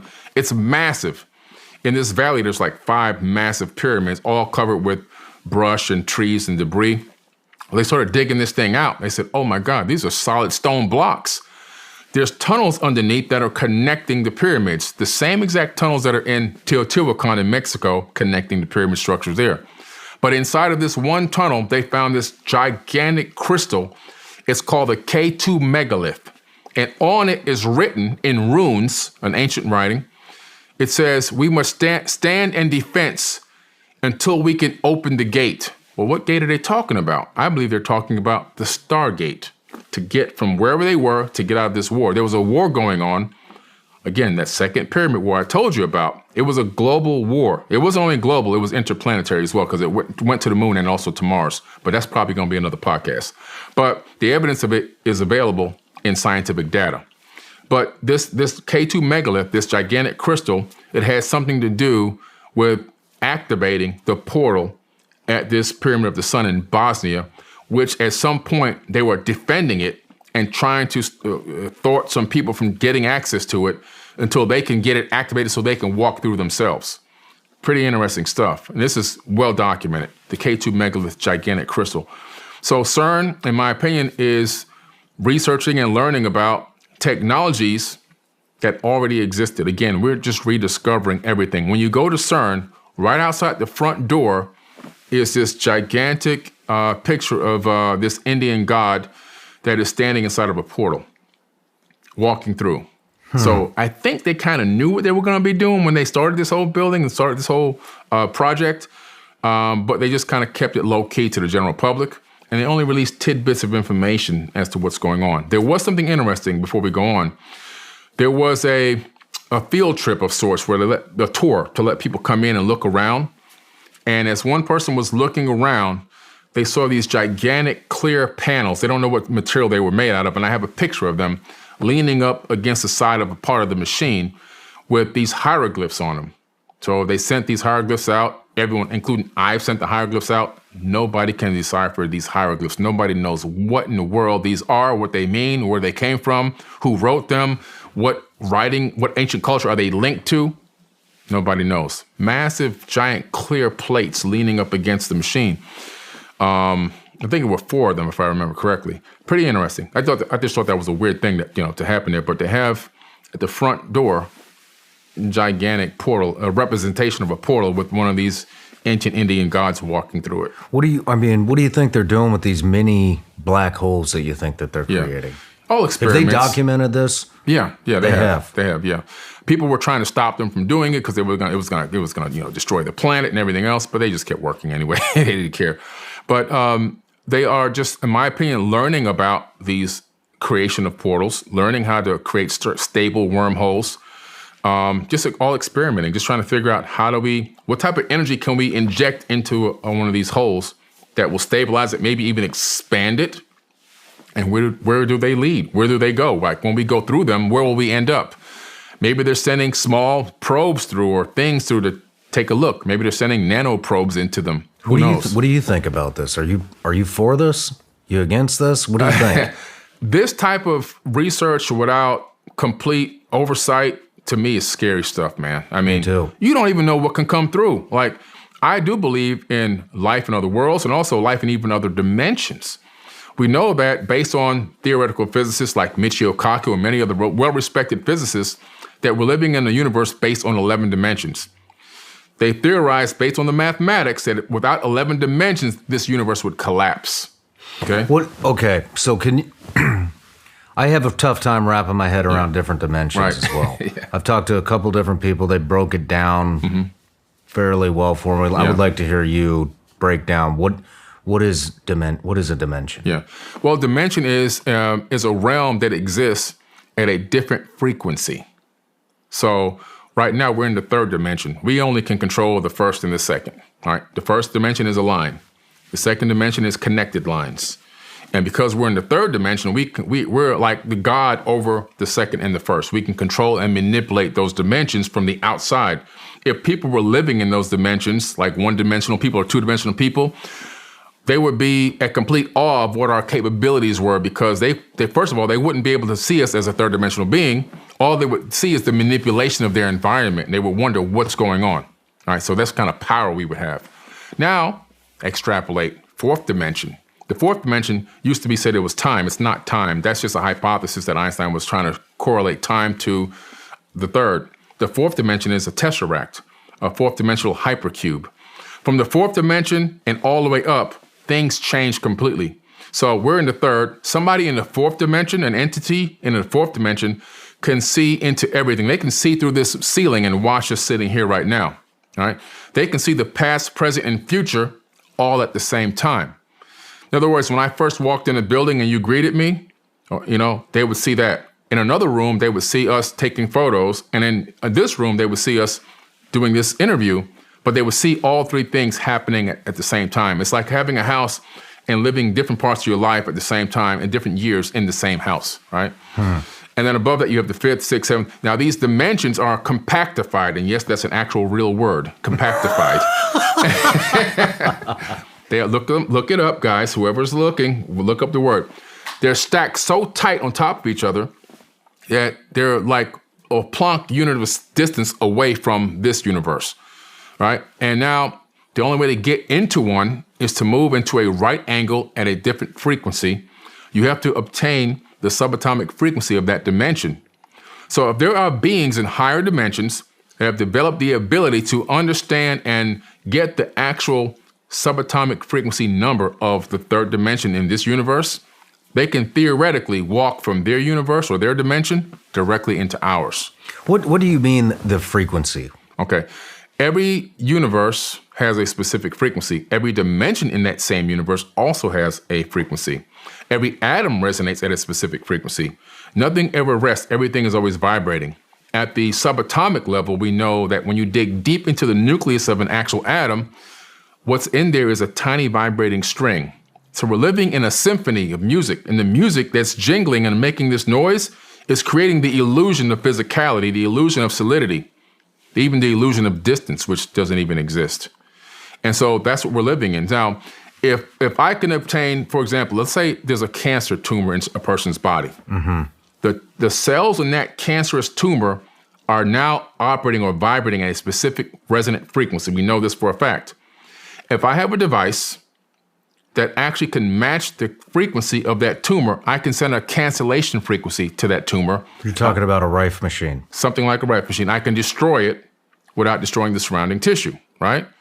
So imagine having the capability of now understanding on a more grand scale, a dimension, fifth dimension, like somebody there obtains the frequency of the third dimension. They can just come right on through.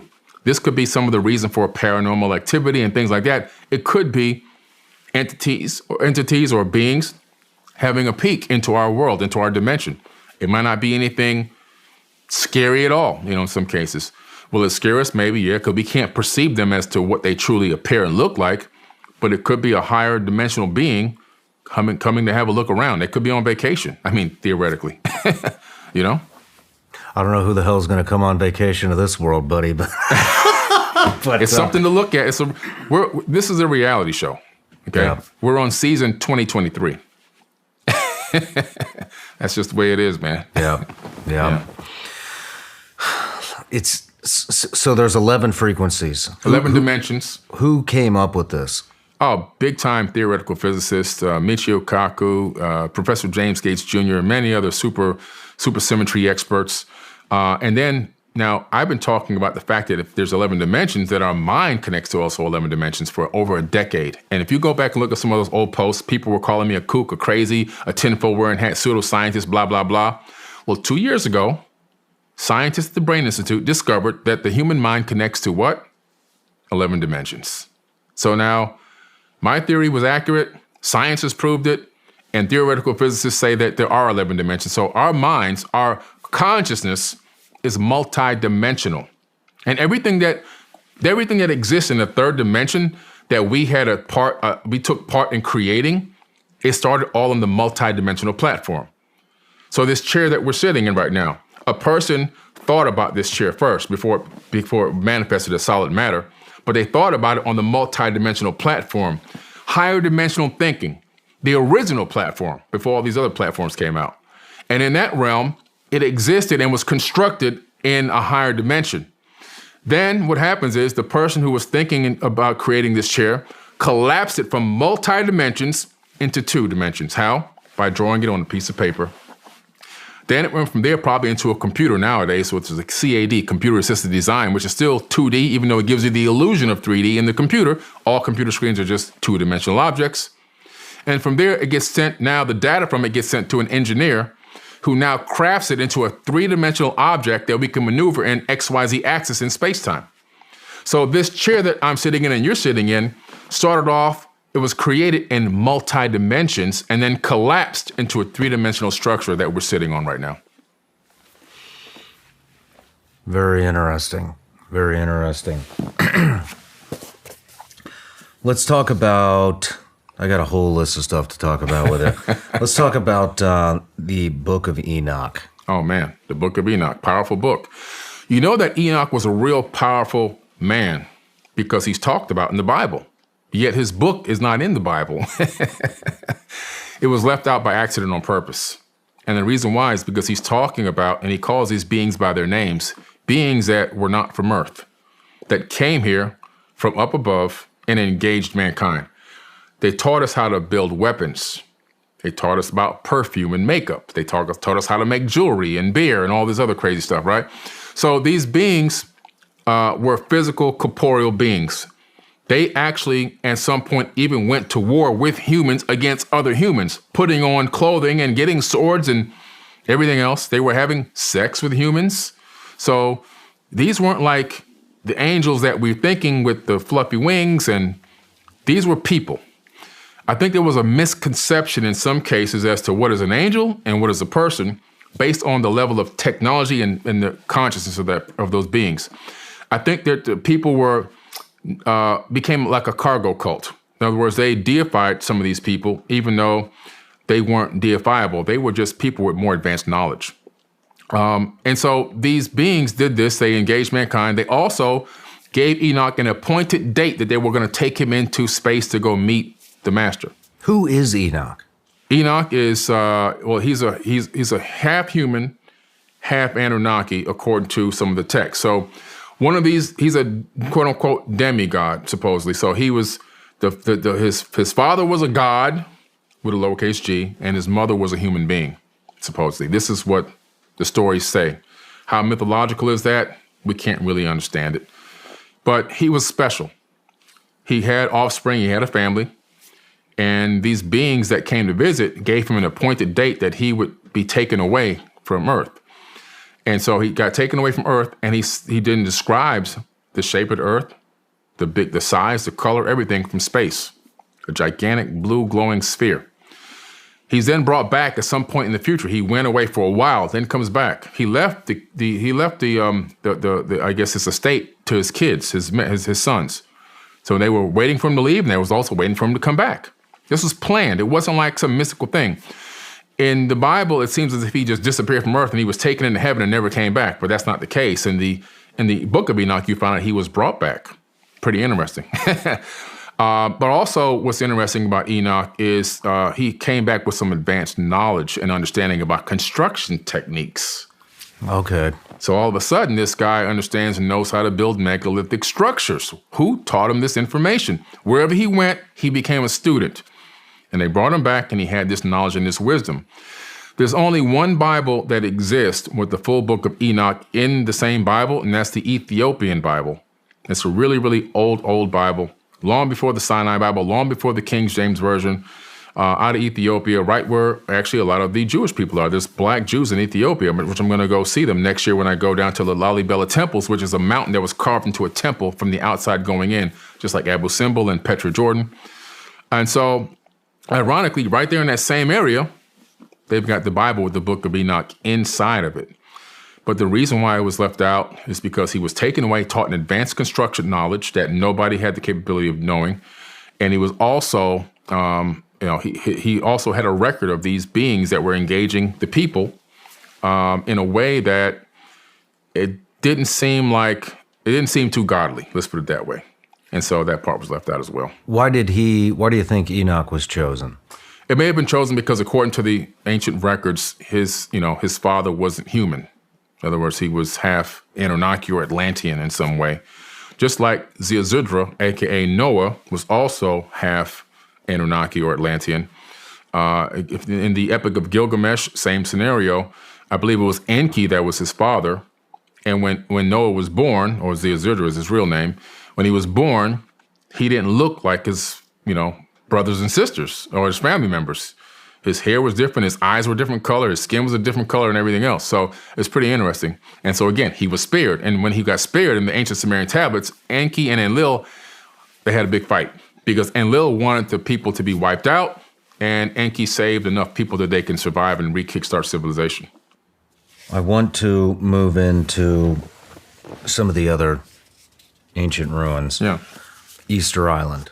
Oh, man, Easter Island. Easter Island really catches my attention. In fact, I looked at getting there. It seems like it's hard. It's not easy. There's not very many flights going in and out of there at all. I've been trying to go to Easter Island for the last 10 years. You can't get in? Not only cannot get in, nobody's going to get in now because they just went there. Somebody went there and lit that place on fire. Yeah, what? They burned down the majority of the moai heads. They put some type of a chemical on the moais and lit that on fire, which melted solid stone. When did this happen? That happened in October of 2022. Yeah. Somebody went there and ruined it. Yeah. First of all, it's inside. How do you get that much fuel, first of all, on the island? It's hard to get there. How do you get the fuel there? And whatever was added to this fuel or whatever type of fuel it was, I mean, who had the approval to bring that kind of chemical through international waters onto that island to then have the time to put it on top of the stone and then to actually light them all on fire? There's no trees on Easter Island. There's nothing to keep the flames going. So somebody manually had to go and burn all these heads. So now with that being destroyed, and my biggest dream was to go there because those bodies, their heads are just the top of the body. There's full bodies underneath the ground that go down for meters. And their hands are holding weapons in some cases. They have technology in their hands. They're kind of, etched into the side of the bodies. But these things are super megalithic. And the reason why the heads are above the ground is because there was obviously a global flood. And that's a mud flow that covered these things up. That's why some of them are tilted over and falling over in different angles. That's the mud flow of the water coming out the ocean and then running across the land and the mud piling up on top of these things. That's why the bodies are completely covered in dirt and soil. But yeah, incredible place. The heads are, pointed at different star systems. There's similar heads like you can find in South America. Really? Yeah, similar with the body still attached. So again, linking the cultures, showing that there's this link, that there wasn't just isolated civilizations, that this was at one point a global civilization. And these moai heads and their bodies are very similar to the Toltecs in Mexico.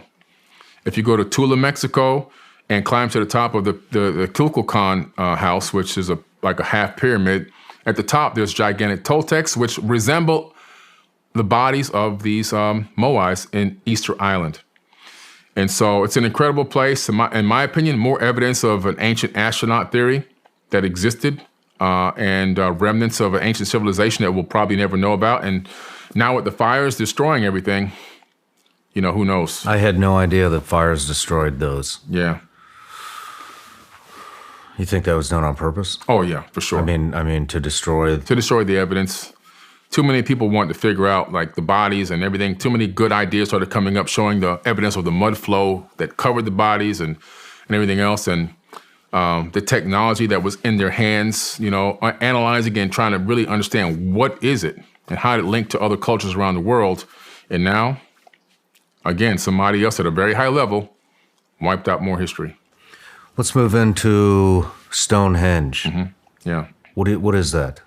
Stonehenge is a gigantic place that allows you to do star alignments and also harness frequencies. Stonehenge may have been also a portal generator. There's been accounts, I've been on different TV shows on like Discovery Channel and Science Channel talking about Stonehenge, where there's been accounts where people disappeared, all right? A weird lightning storm comes out of nowhere, and this is back before they put up the gates and the fences and all that, and all of a sudden people just scream and then disappear from the center of the circle. And so it may be some type of a portal generator, maybe it harnessed some type of energy or magnetic field of the earth and opened up a portal. It could be an ancient communication device. It might have been multifunctional, just like the Great Pyramid at Giza. It could be a multifunctional device, star alignments, communication, and portal generation as well. Is it aligned with anything? Is it positioned in any certain particular way, like the pyramids? Yeah, all star alignments. It aligns with specific stars and solstices that happen around the planet. The summer solstice, the winter solstice, all those alignments can be found right there at Stonehenge. And it's also rumored to have been built by who? Thoth, the Atlantean priest king from the Emerald Tablets. When you say aligned Yeah. to certain stardust systems, what do you mean? So if you look at the stones in a specific way, there's like sometimes there's little keyholes on them and things like that. The sun will shine directly through those little tiny keyholes that are carved out of the stone. They'll drop. It'll shine directly into the center of the circle. These alignments happen at specific times of the year. So whoever built this, they had a lot of celestial knowledge of days, months, years, times, and also, of course, the angles of the sun and how to capture the sun and illuminate certain areas of the henge, just like they did at Abu Simbel in Egypt, where you have this mountain that was carved from the outside going in, and in the back of this temple that was carved out of solid stone of a mountain, there are 3 gods sitting there. All right, and then the sun during the solstice comes through this tiny little hole in the top of the temple, the face of the temple, and it shines directly on and illuminates these gods in the back of this temple. If you're off by 1 millimeter when you start the first cut, you can't make it a perfect cut. You can't make this thing happen. So again, it's all the same people. I think the same knowledge and understanding of the sun and the angles and the solstices and star alignments. You've been doing this for a long time. Yeah. What are some less known structures that really fascinate you? Oh yeah, wow. So in Turkey, you have something called Göbekli Tepe, which a lot of people know about Göbekli Tepe. Now it's been made famous because why? It predates now even Sumerian culture, even though Sumerian culture goes back way beyond that, technically with the tablets, but they're saying now, okay, the Earth isn't, the history isn't 6,000 years old. We can go back to 13,000 now because we know this was an advanced culture 13,000 years ago. But over there's also another place called Karahan Tepe. Karahan Tepe, in my opinion, is even older. And so I think a lot of people don't know about these places, these sites that exist. They have these gigantic stone pillars, and on these pillars are etched animals that are not from that region. So how do people know what the animals look like in other parts of the world to etch them into these gigantic megalithic stone pillars? Pretty interesting. And the other thing about that area is the majority of it was covered up by sand, but not sand from the area. Somebody covered that entire area with sand from over 400 miles away. Really? Yeah. Crazy. Just wild stuff. Pretty interesting. There's also a place over there called Derinkuyu. Now, Derinkuyu, I've got to get there next year. I couldn't make it because the whole global sickness came, and then all the flights got canceled. Uh-huh. Then when I finally had a flight to go there, they had an earthquake, and the whole airport, got destroyed and everything. I think they've rebuilt the airport now.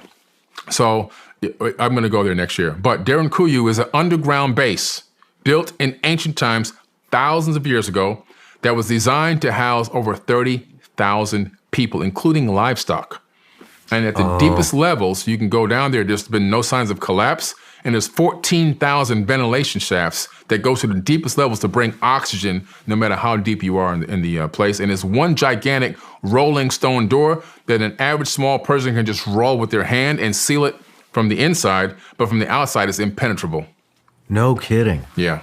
I have seen a little bit of information on this. Okay. I would love to go there too. Yeah, that's an incredible place, yeah. Have you been to all these places? I haven't been to Turkey. That earthquake ruined my second opportunity, the sickness and then the earthquake, but I'm going to get there next year.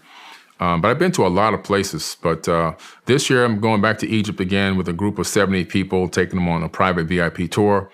Then I'm going to do a second tour with a smaller group for 4 days. And then I'm going to go to Cambodia right after that and take people on a tour through Cambodia, through Angkor Wat, Tao Pram, all these other ancient sites out there. What's going on over there? Angkor Wat's an amazing place. It's the largest temple complex in the world. And actually the X-Men mansion from X-Men is based on the Angkor Wat temple. Really? This is a megalithic temple that has a super megalithic Olympic-sized swimming pool on the second floor, made out of solid stone. Can you imagine the weight? Imagine the water, with the water in it, what the weight is. Yeah. How do you build a structure that can disperse evenly that amount of weight load without collapse? Who has the technology, the understanding, the physics knowledge to build that structure? It's such a massive structure. And according to the homegrown people, the indigenous people, it was built in a day and a night. By who? By the brothers that came down from the heavens. So in some way, these people show up. What type of technology they use, nobody knows, but they built this according to them in a day and a night. And it's weird how the actual structure looks like it was poured into place. It looks like molten rock. It's an incredible temple. If you ever get a chance to go to Angkor Wat, I highly, highly recommend it. And then at Tao Pram, I love taking people there because it's an ancient temple, thousands of years old, but in the actual relief of the building, there's carvings in stone. One of them is a stegosaurus. What's that doing there? What is a dinosaur with the meat on its bones doing carved into an ancient temple? There's only one reason. They knew what a dinosaur looked like because obviously at some point we walked amongst dinosaurs. So that's in there. That's in there. Yeah. Yeah. So, and just so many other incredible discoveries. It's a real incredible place. I highly recommend, Cambodia.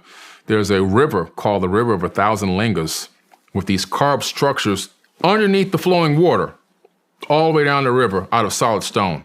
How in the world do you carve solid stone structures underneath a flowing river? I mean, it's mind-boggling stuff. It's just, it's mind-boggling. That's that Kulin Mountain. So we'll hike up Kulin Mountain. We'll see the 1,000 Linga River, and then we'll go swimming at the waterfall with the monks. It's going to be an incredible trip. So just incredible stuff. Just places that people, out there you never think existed, but they're out there. I can't wait to go to. I got to do that. I got a kid, and I got another one on the way. They're one of the is 2. Yeah, getting ready to be 2, and when they're a little bit older, I'm definitely You got to go on some of these excursions with you. You got to do it, man. I'm taking my stepson Gabriel with me to Egypt. He'll be there for the second part of the trip, the 4-day tour. I know he can handle 4 days. He's 10. But he'll love climbing inside the pyramids. I'm going to take him all inside the shafts, places where nobody's allowed to go. Miles and miles of inner shafts of the bent pyramid that people, nobody ever spends an hour or 2 inside of there, but we can. And I'll take them all the way to the top of the pyramid from the inside. You get access to all this stuff. Yeah, I have VIP access to all this stuff. The Sphinx, I'll take you underneath the Sphinx. Nobody can even touch the Sphinx. Everybody has to go on a ramp on the side about 100 yards away.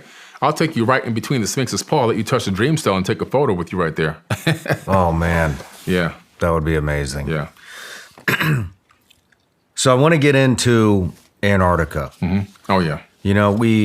It really sparked my interest. I had, when we met at Dr. Greer's conference, with Eric Hecker. Yeah. He talked about how Raytheon has a facility down there. Mm-hmm. I'd had people email in about this guy, Admiral Byrd, who was a famous explorer, World War II. Yeah. World War II admiral. Yeah. And had done a lot of exploring down there. And then, the more I dig into this, it's just... Yeah, that's a wild story. It is. We got in 1954, Admiral Byrd quoted, Antarctica in the future would become the most important place in the world for science. Mm-hmm. Rockefeller was a big patron of Byrd's expeditions to the North Pole and the South Pole. Why do you think Admiral Byrd and the Rockefellers were so much more interested in Antarctica, the South Pole, rather than the North Pole, having been to both? Well, he had been to both. He had been to the North Pole in the 1920s, and he had seen that. But there is a situation that began to happen during World War II, where they discovered that the Nazis went down to Antarctica and built a base down there, New Schwabenland. And they were like, wait a minute, why in the world would they go to this desolate place? What's down there that they would want to go and go through the harsh weather and risk everything, risk even their lives to be down there and build a base? So he decided to fly down there. Now, there's an incredible story that was in Admiral Byrd's diary that was found by his kids, where he said he flew into an area that opened up at Antarctica, and he went into an area where it was lush and tropical almost. And as he got into this area, this is according to his own diary, people can look this up, something took over his plane, and these two UFO-type craft, circular craft, flying saucers, came, and it took over his craft, and it guided him in to this area where they landed. And then they took him to meet somebody that he calls in his diary the Master. Pretty interesting story. And according to this account, the Nazis had gotten help to create these craft called the Hanabu. They had 4 versions of this craft, these circular disc craft, from these people down there. But the guy, this Master, told him that they were wary of the nuclear bombs that had just been utilized, dropped the nuke on Japan and so forth, and they were wary of our experimentation with nuclear devices and wars because they're sharing this planet as well. Pretty interesting story. And so, all of a sudden, Admiral Byrd's going down there with a fleet, not just a small fleet. He took over 3,000 people with him. This was a huge expedition. It was a military expedition. When he got down there, they had a situation where some of these flying objects were attacking some of their ships and actually destroyed some of them. Sent him back home packing with his tail between his legs. This is one of the top admirals, literally the top admiral in the world at the time for the United States military. And he said that we have a new enemy that can fly from pole to pole with extreme speed. Why would he make a statement like that? And then all of a sudden, these Nazi, they are rumored to have these craft, which some of the designs have been found, called Hanabu. And these Hanabu craft had the capability of utilizing a couple different forms of propulsion. One was jets, so they can take off vertically. They had little jets that would thrust and take off vertically, but then from there they can shoot off horizontally. Well, they were using a device that was spinning in the center of the craft, and what it appears to be is they began to copy technology from the ancient Indian Vedas, because Hitler was sending his people all around the world to get knowledge on ancient technology. That's how they found these people in Antarctica. He even sent people to Tibet, Nazis to Tibet, to talk to the people in Tibet to find out about this ancient technology. He found out about Vimanas, and these people supposedly in Antarctica helped him develop a couple of them, where they use a ferrofluid vortex engine. A ferrofluid is a liquid metal like mercury. And in the ancient Indian Vedas, if you take mercury and rotate it at a high rotation, a high RPM, and electrify it, you get something called anti-gravity. So he was utilizing something that had rotating discs underneath these round craft, according to eyewitness accounts, and also the schematics that were discovered during the collapse of Nazi Germany. And it's pretty interesting that I think besides the uranium that's down there in Antarctica, which obviously you know what uranium's used for, right? Nuclear power plants and also nuclear weapons. There's mountains. Admiral Byrd said there were mountains of coal with no ice caps. No ice caps, his exact words. And I can give you a copy to this video. His own mouth is saying, no ice. Mountains of coal that can satisfy the world's need for coal for a very, very, very long time. Also, there's plutonium down there. Again, so uranium and plutonium, we know that if you have a high level of plutonium and uranium, it's one of the easier elements that you can separate the atoms. You can split atoms very easily, which makes it high use for weaponry and also power plants. So that's why the government wanted access down there. That's why the Germans wanted access down there. And that's why after Germany fell, we had Project Paperclip, where we took all the scientists from Germany that had learned all this wisdom and knowledge, and we brought them to America. People think Project Paperclip was just a small number of Nazis. We took over 2,000 Nazis with us and brought them to America and put them in positions of power over technology companies, the CIA, the space program at NASA, and so forth and so on. And we began to develop these technologies. So in a weird kind of way, America became the Fourth Reich, to be honest with you. And I know that they were developing at the time Hanabu number 4, which supposedly Hitler never got killed. He escaped in Hanabu number 4 to Argentina, which is very, very close to where? Antarctica. If you look at Google Sky right now on the computer and look down on Antarctica, you'll find bases from, research bases from every major country in the world there. And you'll also find the Rockefeller Foundation base as well. So Admiral Byrd was right. All the technology and research is the #1 place in the world for technology research is right down there in Antarctica. I believe that as the ice is melting, they're finding remnants of an ancient civilization. We know that Antarctica was not a frozen tundra for 12 million years, like mainstream science says 12 million years to build up all this ice. No, that's not accurate. We know this because of the Perry-Reese map. The Perry-Reese map shows Antarctica, what it looked like without ice on it, and that's not even that old. So we know that Antarctica shifted into that spot. How? Because we know that Antarctica is surrounded by tectonic plates. And so that landmass was on a plate that slipped and there was something called a pole shift of the crust of the Earth, which shifted it from a more habitable climate into the position it is now. And that's why the animals that are being uncovered from the ice were flash frozen with undigested food in their stomachs. And there's an entire advanced civilization there, including some of the largest pyramids on Earth, right in Antarctica. That's what I wanted to get to is so apparently the pyramids down there are they're a lot bigger than the ones in super in megalithic. Egypt. Like they make the one at Giza, the Great Pyramid, look like, a buggy, a dune buggy. I mean, these things are super massive. Do you know anything about them? No, there's not a lot. There's only a couple things we know. Like one of the pyramids is 2 kilometers by 2 kilometers by 2 kilometers by 2 kilometers at the base. Oh, wow. Okay. The height is just, it's massive. It's way up there. Like, it's in the thousands of feet. But also one former military person that was a source for Linda Moulton Howe. This was on a documentary she was in. She said that source told her, after going down there for research, I guess in private security, that it was still emitting some type of exotic energy, which is pretty interesting because that was the second time I heard a statement like that. The first time was on a documentary that came on Discovery Channel about the Bermuda Triangle when they found those pyramids off the coast of Cuba down there, all right, which is clearly scanned. Everybody knows that they exist. But this guy was taking he would get off the boat and take like a dinghy out to float to the center area. And he said the same thing. Some type of exotic energy was draining his batteries on his cameras. He had to try 3 times to get this thing recorded properly. He said exotic energy.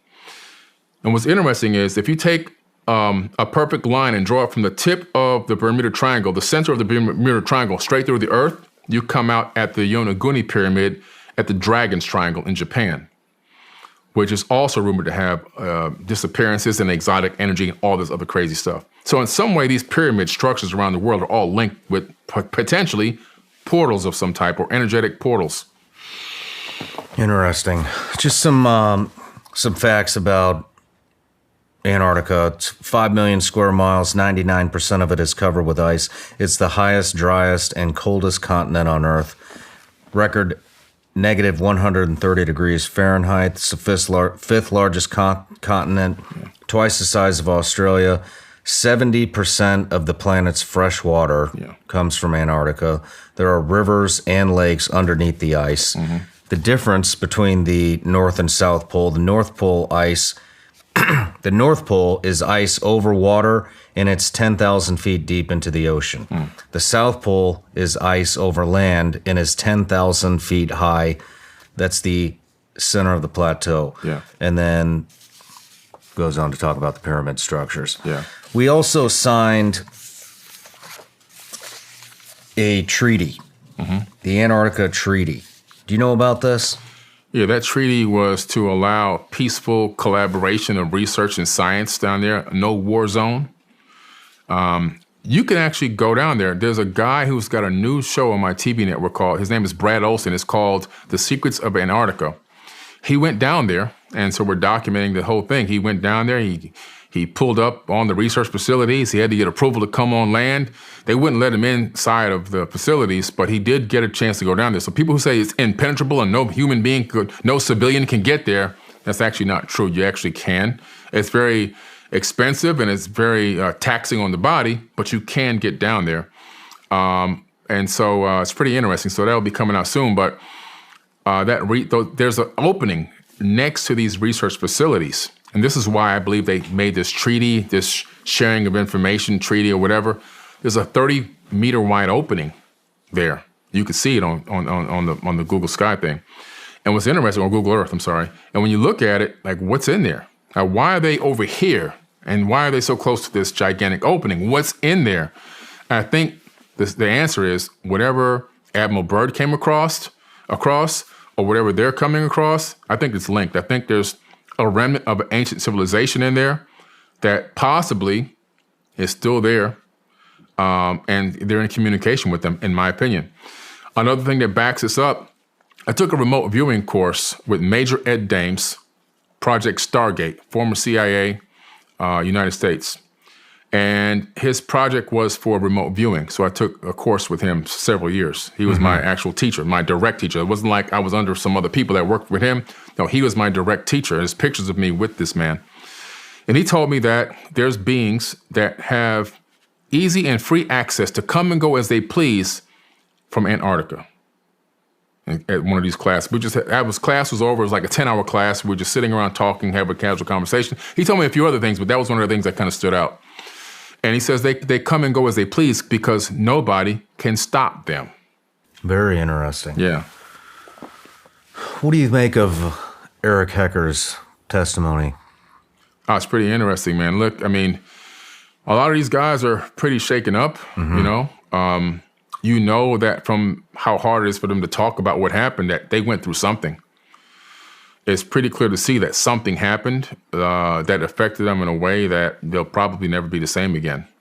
You know, so when you see that, you have to say, man, what happened? And, you know, you have to almost kind of take them for their word. Now, there's always my story, your story, and the truth, right? There's always a combination of all. But from these guys' perspective and from my perspective looking in, I believe, honestly, that, you know, that something happened. And they're doing the best. He's doing the best he can to describe what it was. Are you familiar with the bell? The Nazi bell, the Die Glock? Yes. Yeah. Can you talk about that? Forbidden knowledge. You know about all of it. The Die Glock. The Die Glock is an amazing device that was being developed by the Nazis during World War II. This Die Glock, again, technology that they learned about through an advanced civilization that they were in communication with through the Thule Society. This Thule, Thule, Thule Society, they were using psychics to channel information from an advanced alien race. And they were taking this knowledge and then turning it into actual real workable technology. And so they had this thing in Germany called the henge, where they had these gigantic stone pillars in the shape of a henge. And they had the Die Glock in the middle. It looked like an acorn, a UFO type, but an acorn-shaped UFO. And it had these multi-counterclockwise spinning pieces on it that was spinning all different ways. The ultimate purpose of it seems to have been some type of time travel. And this thing at one point, based on eyewitness accounts, it's turned on and activated, and it disappeared from the henge. It was seen like, I forget how many decades later. I think it crashed somewhere in Virginia or something. according to these accounts. I got to look that up to make sure I'm not making a mistake there. But it reappeared later, and it crashed somewhere, I believe, in the Americas. And this thing was the same exact shape and description as the Die Glocke. And what was it for? I believe that they were trying to tap into time travel so that they can go back in time and change the past so they can have a Nazi-dominant future. You see, they want to alter realities. The only problem with going back in time they didn't take into consideration is that if you go back in time, you can't alter the future reality that you existed in on the same timeline. Because when you go back in time, you shift into a different alternate timeline altogether, allowing you to go back in time in the first place and see even yourself. So it's like the grandfather paradox, right? If you go back in time and kill your grandfather, how in the world were you born to go back in time to kill your grandfather? Well, the answer is you shift into an alternate timeline. Now, going into the future, you stay on the same timeline. We know this because time travel into the future happens every day. Even when you get on an airplane, you travel into the future based on relativity. The person standing still on the ground and you moving across the sky in a plane, we know that you're moving forward in time by microns of tenths of a second, but you're moving in time. Same thing with astronauts when they travel into space. We know for a fact that because they're traveling at high speeds, they come back, microns of a second younger than us. So traveling into the future, you can stay on the same timeline, but going into the past, you can't. So that whole thing would have failed anyway. Interesting. Yeah. Fascinating stuff. Let's take another break. When we come back, I want to talk a little bit about Elon Musk and the big push to settle Mars. Oh, yeah. Okay. All right. Cool. You've heard the buzz about ketone supplements and how they can boost your workouts by helping your body use fatty acids for fuel. I take a shot of HVMN ketone supplement before my morning workout. It's focused energy. It's not an energy drink though.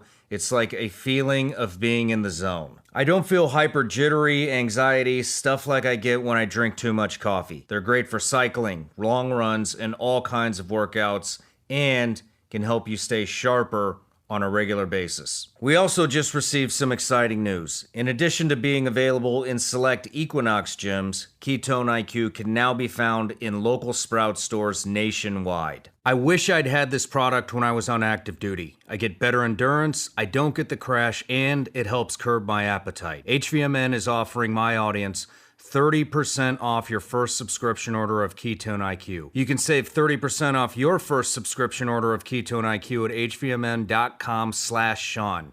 Again, visit hvmn.com/Sean and subscribe upon checkout for 30% off. You know, whenever I look at pictures of my kids from the past year or even just a few months ago, I am amazed at how fast they're growing up. And then it hits me hard. I'm getting older too. That's why planning for my family's financial security has become a top priority. Making sure we're prepared and have enough life insurance in case something unexpected happens and I'm out of the picture is crucial. And Fabric by Gerber Life makes it simple to get the protection that's right for your family. Fabric by Gerber Life was designed by parents for parents to help you get a high-quality, surprisingly affordable term life insurance policy in less than 10 minutes. You could go to start from covered in less than 10 minutes with no health exam required. With over 1,800 five-star reviews, they're rated as excellent on Trustpilot. Join the thousands of parents who trust Fabric to protect their family. Apply today in just minutes at meetfabric.com/Sean. That's meetfabric.com/Sean, MEET fabric.com/Sean. Policies issued by Western Southern Life Assurance Company, not available in certain states. Prices subject to underwriting and health questions.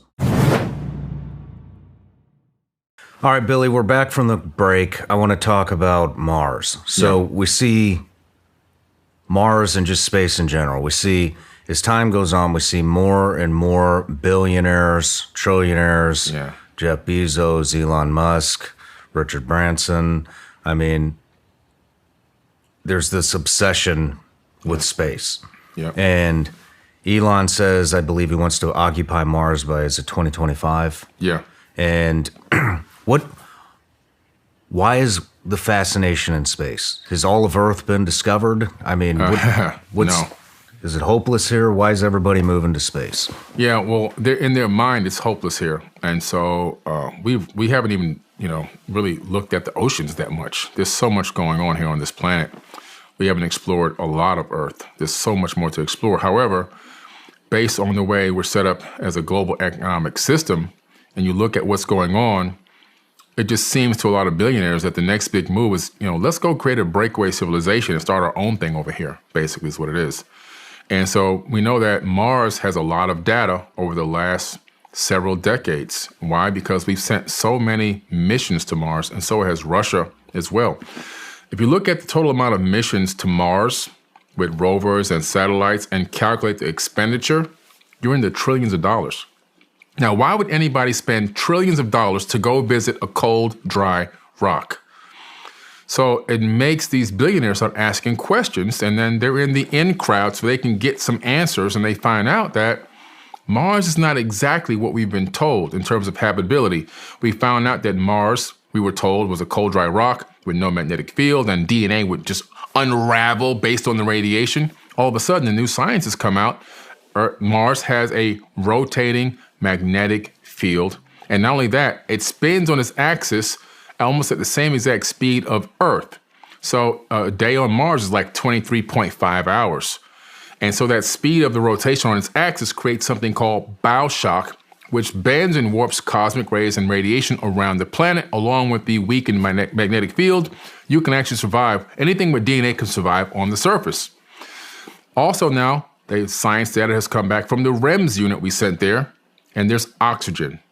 There is oxygen. There is oxygen on Mars. Yes, there's oxygen.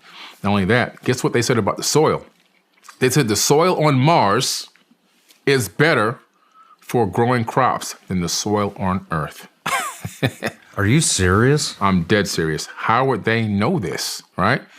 Also, there's not just oxygen, but all the other gases that are needed to sustain biological life.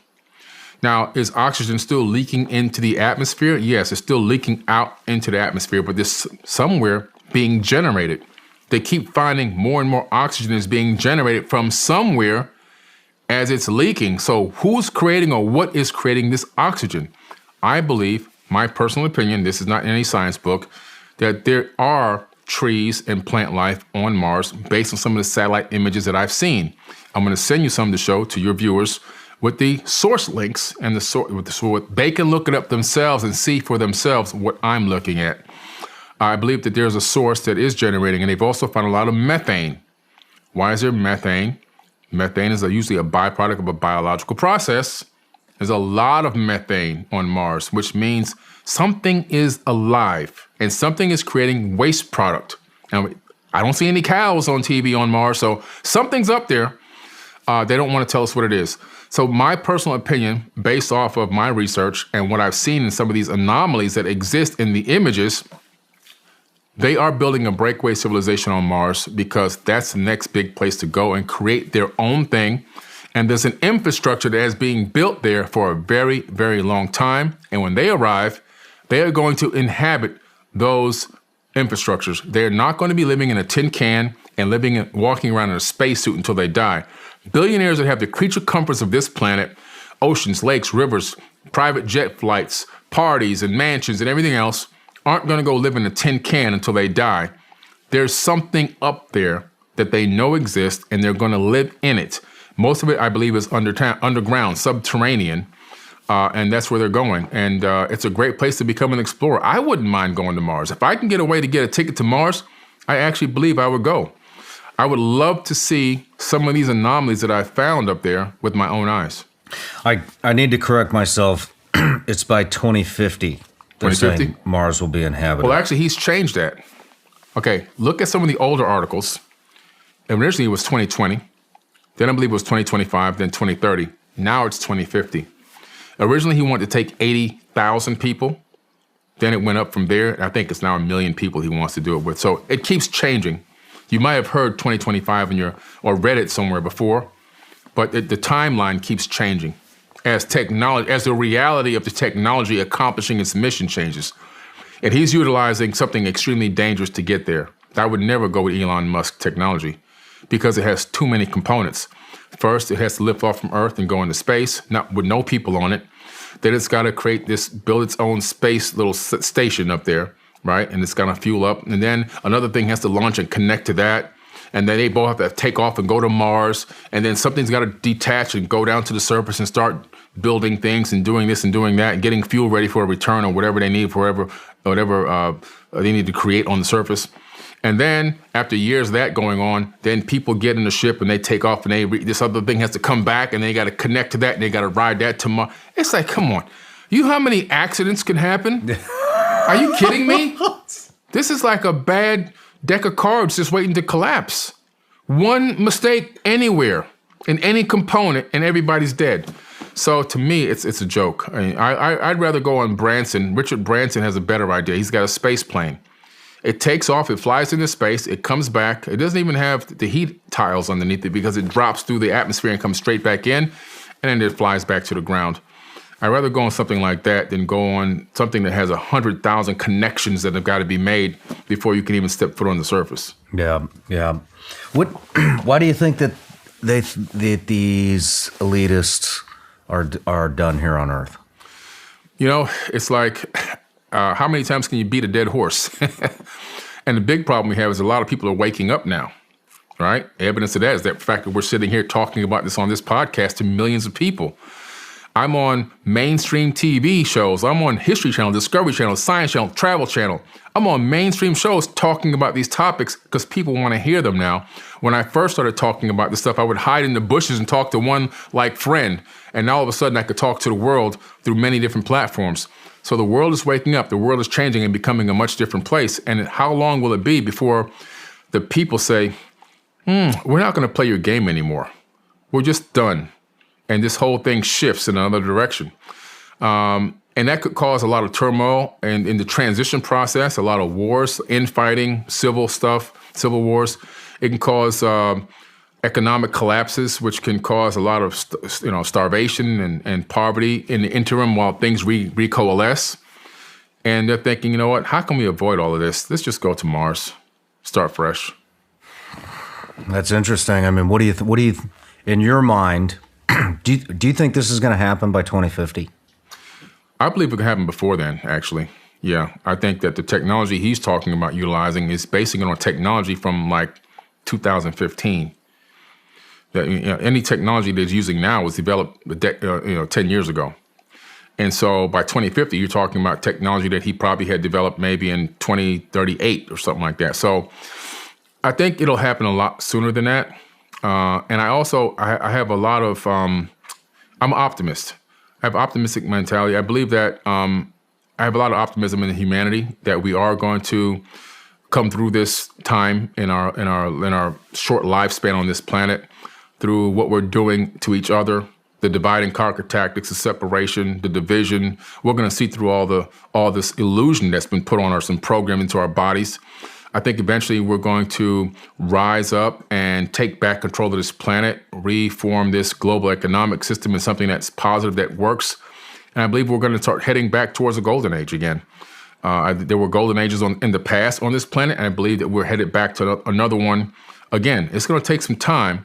It's a gradual, slow process, but look where we came from in only 100 years, like I said earlier. Mm-hmm. A horse, buggy, and carriage are putting cars in space. So I believe that it's going to happen. I think that we've gotten past this nuclear scare, my personal opinion.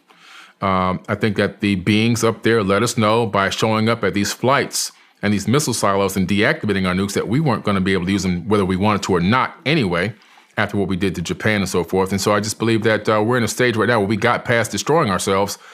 And after we get through this arduous process of learning how to walk, because we're children, we got to learn how to walk, then we'll learn how to run. It's going to take some time, but we'll get there.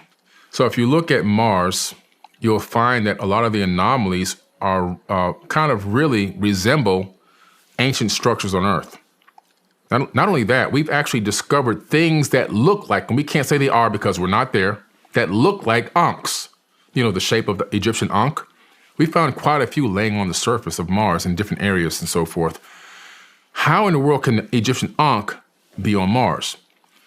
Things carved into sides of mountains that look like Egyptian motif. Why would that be on Mars and on Earth? building remnants of what looks like ancient structures that resemble the same construction technique that we see in Peru and Bolivia and Egypt and everywhere else. And so it's like, why in the world would we see something so similar on Mars and on Earth? What is the connection? When you go into the ancient Sumerian tablets, you discover that there were beings living on Mars called the Igigi in these ancient tablets. They were the working class Anunnaki people, and they were up there creating a breakaway civilization, but the atmosphere was very harsh as it is today. And so they were complaining to their rulers who were on Earth, Enki, Enlil, and Anu, that the conditions up there were kind of harsh, and they don't mind it, but they would just like to have a break. And they also said, and by the way, we would love to have some women too. They didn't have any women, supposedly. They wanted some women and they wanted to take a rest. And so they weren't given a break. And so in the Epic of Atrahasis, they decided to go to war against the kings of Earth. These are the sons of God. Anu was called the God figure, and his sons would be these Igigi beings, the sons of God that fell to Earth and rebelled against God. They came down from Mars to Earth. They encircled the campus in South Africa called Adam's Calendar. And the whole thing is scripted out in this tablet, how they were about to go to war, literally, and fight. And then Enki says, I have an idea. There's an existing hominid on this planet. We can add our essence to it and get it to bear your load. So an agreement was made and the war was thwarted that one time. And eventually they did go to war. However, these beings were traveling back and forth from Earth to Mars. They had the same construction technique, the same concepts, the same knowledge and everything else, the same blueprints. And they were building a concurrent running civilization on Mars that was running on Earth. And that's why when you look at some of these images, we meaning my team of anomaly hunters, have downloaded over 1 million images and have cataloged over 60,000 amazing anomalies from Mars image data that shows you this is not just a rare thing, a rare occurrence. It's circumstantial evidence that links Mars to Earth. Another incredible thing, remember they said they took women back with them in this tablet. The human being, circadian rhythm, is actually more in tune to Mars daylight and night cycle than the Earth daylight night cycle. That's real biology, real science. That's interesting. So you start putting all these pieces of the puzzle together, and all of a sudden, it looks like we have a direct connection with Mars, the god of war. And why the god of war? Because in that last war, according to the tablets, it extended all the way to Mars. And what has happened on Mars? It looks like it was in a war. And when you analyze the Mars Global Surveyor data and the other data from the rovers, you find that there's xenon in the atmosphere and xenon in the soil. But not any kind of xenon, weapons-grade xenon. That's a byproduct of nuclear warfare. Where'd that come from? Pretty interesting. Very interesting. Let's move into some consciousness stuff. Okay. So I would like to talk about quantum entanglement and consciousness and how they blend together. Yeah, beautiful. That's a huge topic. I talk about that in my Manifest Destiny classes every year because it's a huge topic for people to understand how they're manifesting and how they're even getting ideas. A lot of the times you're entangling with information. If you go into a laboratory and you take two particles and you use a laser with something called parabolic down conversion, you can get those particles on the same frequency. Once you get those particles to vibrate at the same frequency, you can entangle them. Once they're entangled, what happens is, let's say they were atoms, right? Mm-hmm. Atoms all have spin rates. So you can get one is spinning rating up and the other one is spinning down, and they're entangled. If I take the atom that's spinning down and take it to the other end of the galaxy, or the other end of the universe for that matter, if I had the capability, if I was to make the one local to me spin up, the one that's down will go up, and vice versa. I can utilize that to send rudimentary communication through ups and downs, zeros and ones, right? So you have this entanglement that happens which bypasses the speed of light. It bypasses space-time. Einstein called it spooky action at a distance, right? So now what scientists discovered later on is that our thoughts phase in and out of this dimension, our synapses between our neurons and our own brain. They disappear sometimes and go where? They say that they're going and entangling with information in other dimensions, other places. So I began to hypothesize that this could be the reason behind ideas popping up in your head, people unknowingly developing the same inventions at the same time in different parts of the world simultaneously, roughly around the same time. And also the capability for people to manifest things and attract things into their life. A lot of the times I believe that this way that you're thinking and focusing your mind, your brain, your conscious energy, it becomes a magnet. So if you look at Einstein's theory of relativity and you look at a planet, you'll see that a planet warps space around it. That's why gravity happens. Things fall toward the mass because space is warped, it's bent. Replace that planet with your consciousness. Now that's warping the ether of this metaverse. And what's happening is things are falling toward you when you focus on them. The things that you want to bring into your life, negative or positive, whatever you focus on is falling toward you. A lot of the times I believe that part of that falling toward, the initiation of it, is an entanglement. When you start to focus your mind heavily on a specific thing that you want to manifest into your life or bring into your reality, somehow those synapses entangle with something in the universe. Then the universe says, send this his way, send this her way, and it begins to fall toward you. And this is how I believe on the spiritual level, this ability for us to attract things into our life and attract our realities into our life based on what we're focusing on, conscious thought, happens. And what's interesting with the conscious thought is we now know that, like I said earlier, our mind is connecting to up to 11 dimensions, which is pretty interesting. So as you're focusing on things, you could even be connecting to information in higher dimensions.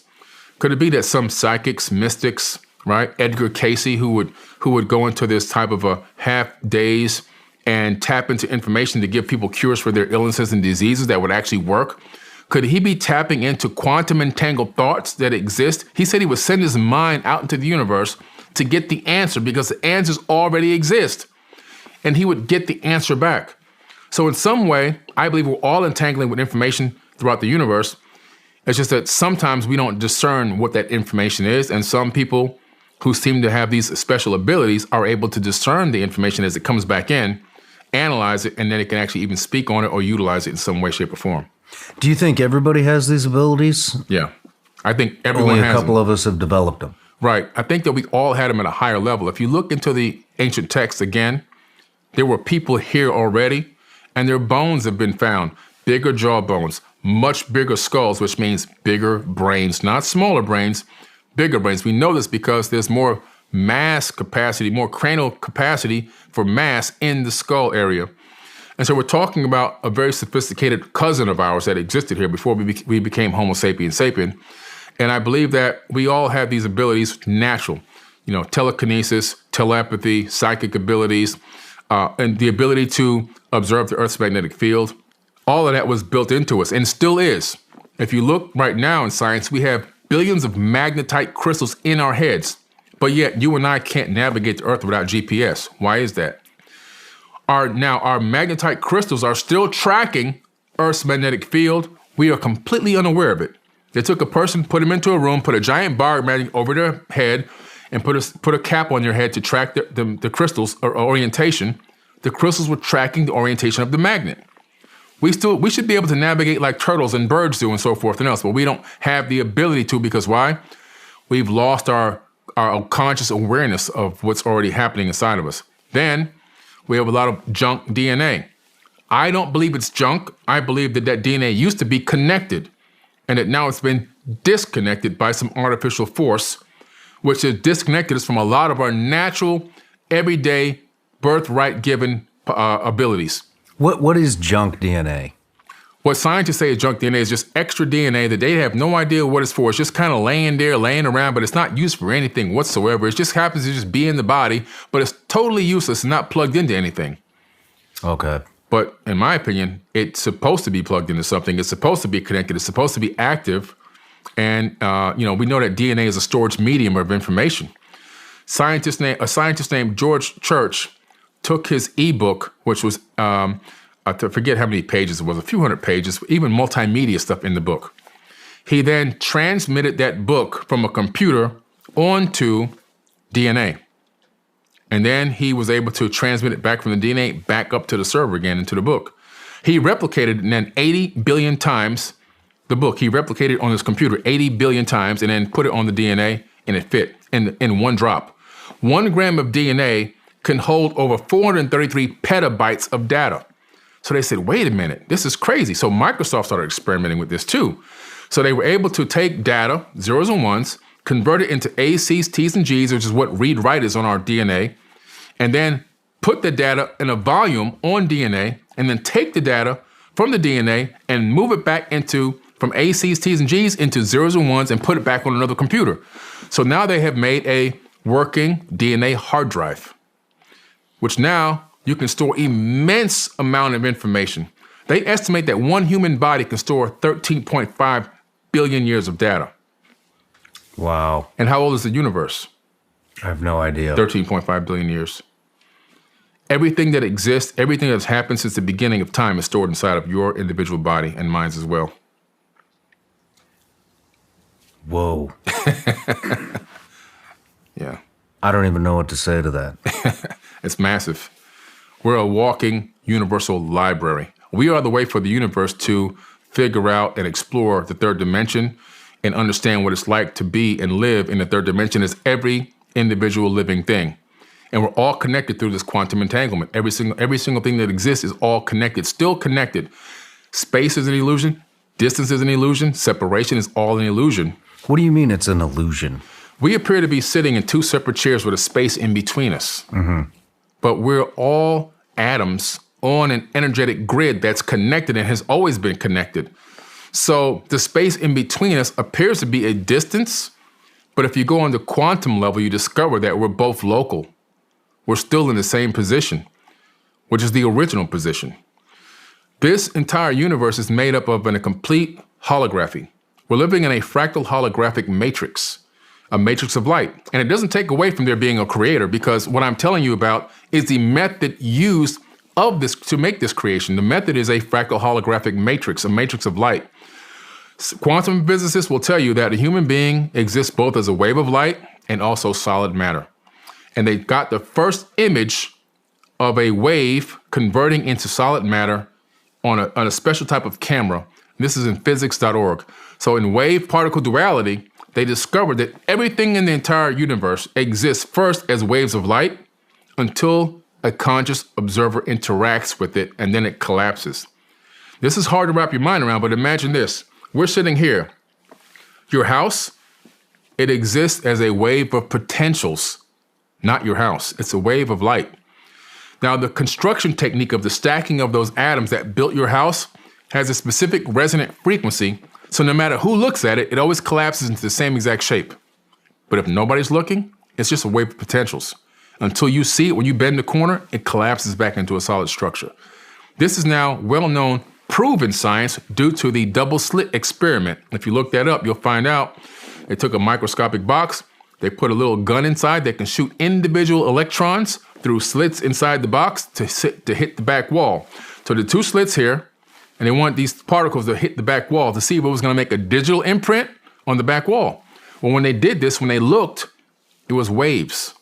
So they said, wait a minute, how can there be a wave pattern on the back wall? We shot individual single electrons through the slits. There should be dot, dot, dot, dot, dot.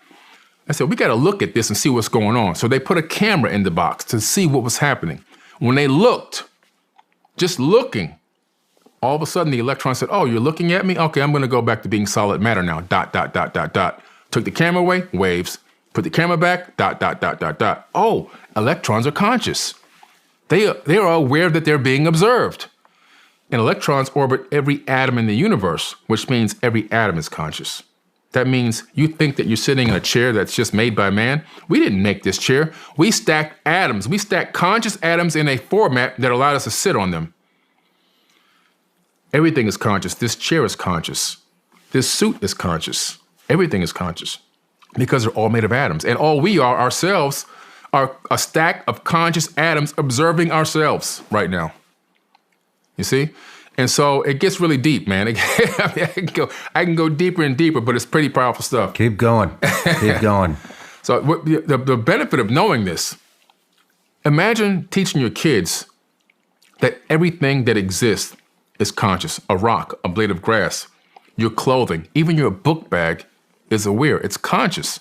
Imagine teaching them how to respect conscious things, the level of respect they will have for their personal items, their bike, their clothing, their book bag, their schoolwork.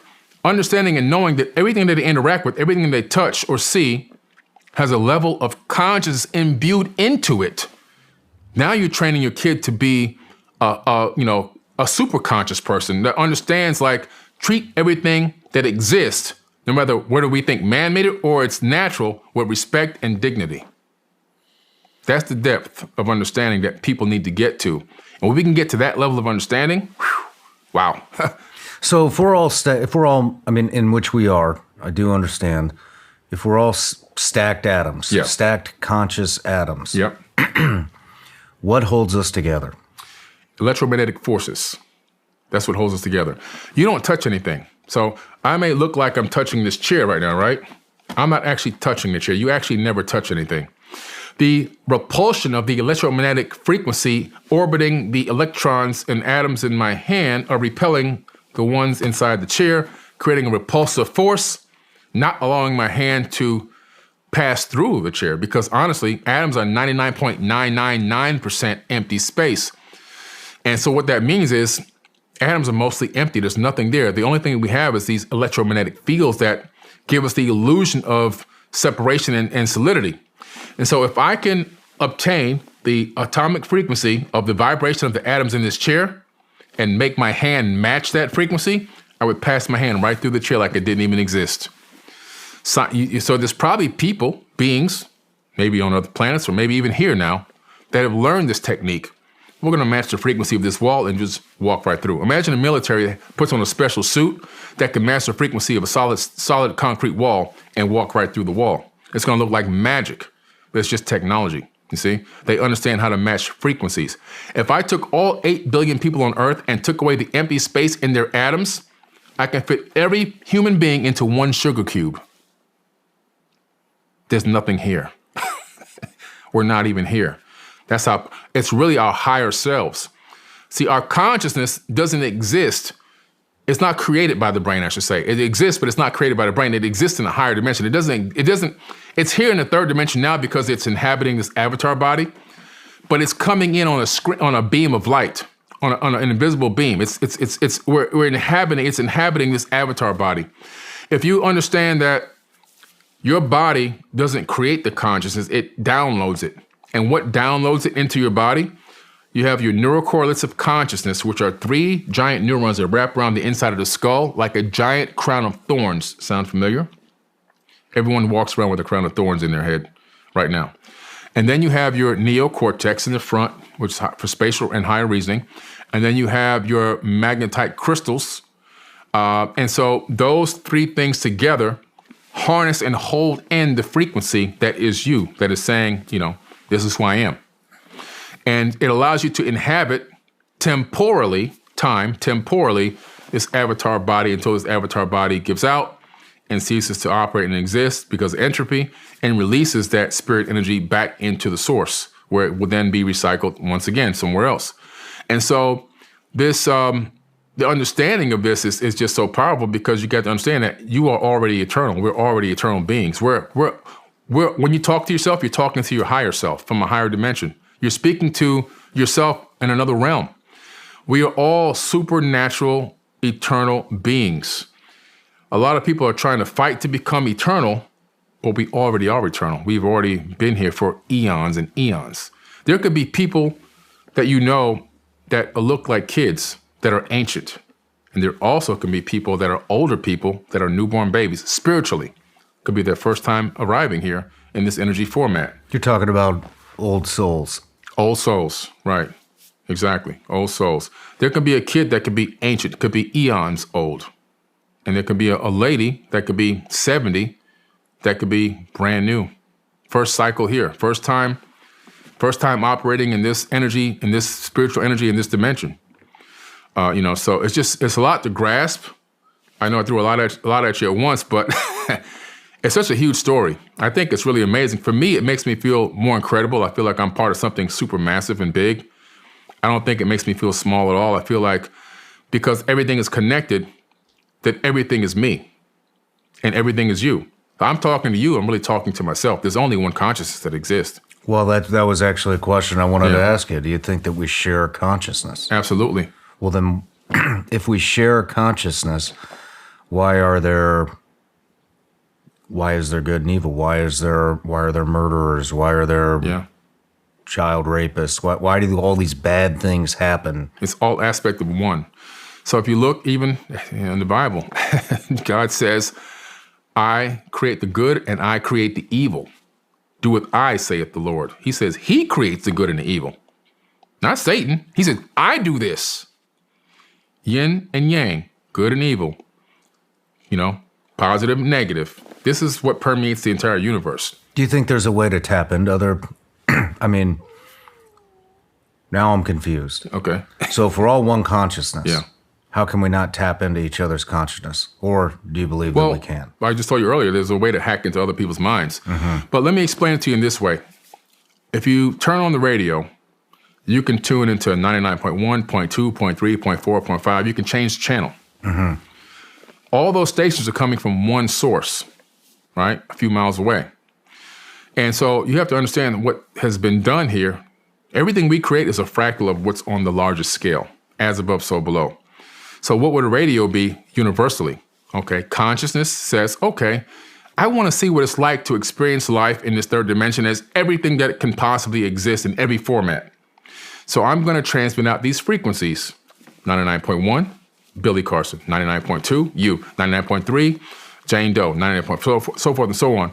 And so these frequencies are encapsulated in our bodies, but they're coming from one source. A slight variance of the range frequency, a slight dot number off, and you have another experience, you see? And that's what's happening.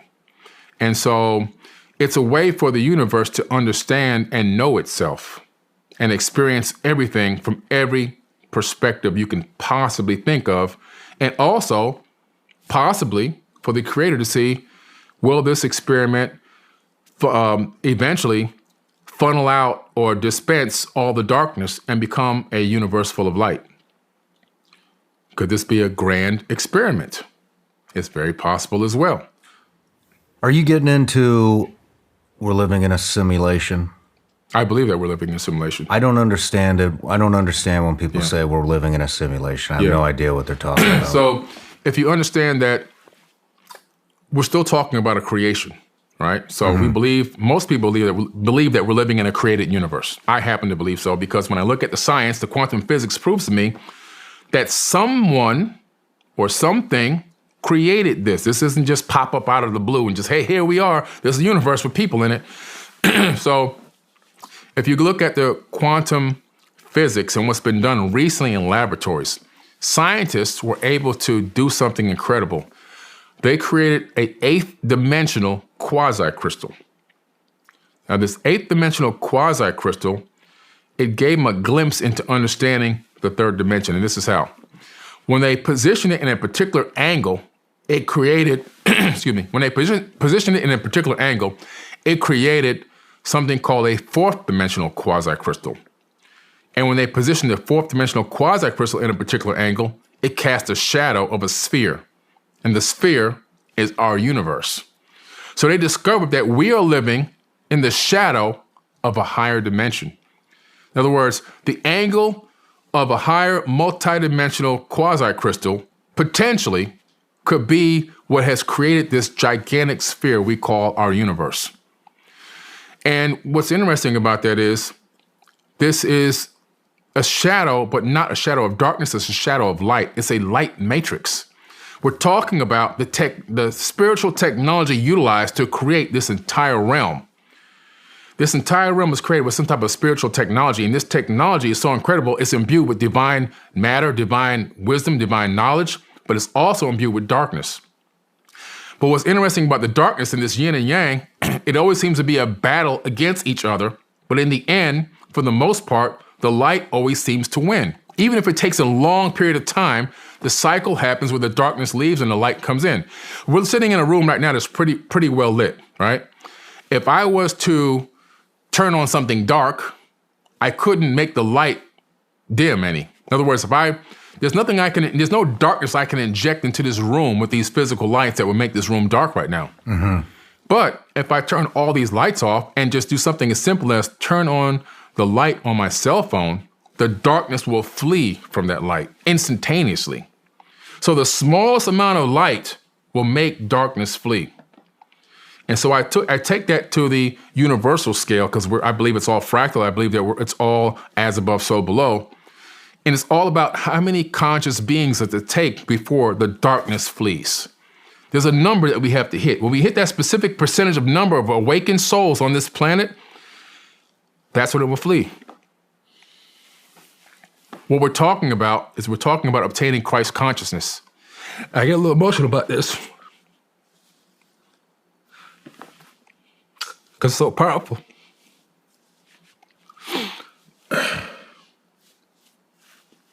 Sorry. So we're talking about this. See, Christ never said he was returning. Jesus never said he was coming back. He said that Christ will return. We're talking about this. When every single person gets this right, it's back. And we're back in the golden age. That makes a lot of sense. Yeah. You want to take a break? Yeah.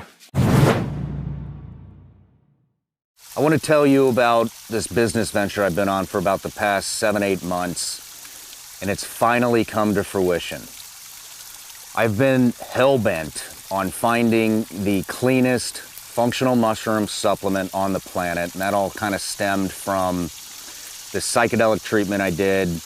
Came out of it, got a ton of benefits, haven't had a drop of alcohol in almost 2 years. I'm more in the moment with my family.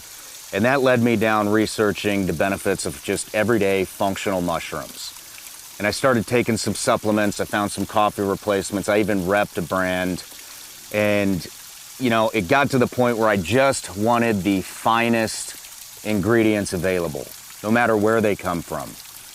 And it got to this point where I was just going to start my own brand. And so we started going to trade shows and looking for the finest ingredients. And in doing that, I ran into this guy, maybe you've heard of him. His name's Laird Hamilton and his wife, Gabby Reese. And they have an entire line of supplements with all the finest ingredients. And we got to talking. Turns out they have the perfect functional mushroom supplement. It's actually called Performance Mushrooms. And this has everything. It's USDA organic. It's got chaga, cordyceps, lion's mane, maitake. This stuff is amazing for energy balance, for cognition. Look, just being honest, see a lot of people taking care of their bodies. I do not see a lot of people taking care of their brain. This is the product, guys. And so we got to talking, and our values seemed very aligned. We're both into the functional mushrooms. And after a lot of back and forth, I am now a shareholder in the company. I have a small amount of ownership, and I'm just really proud to be repping and be a part of the company that's making the best functional mushroom supplement on the planet. You can get this stuff at lairdsuperfoods.com.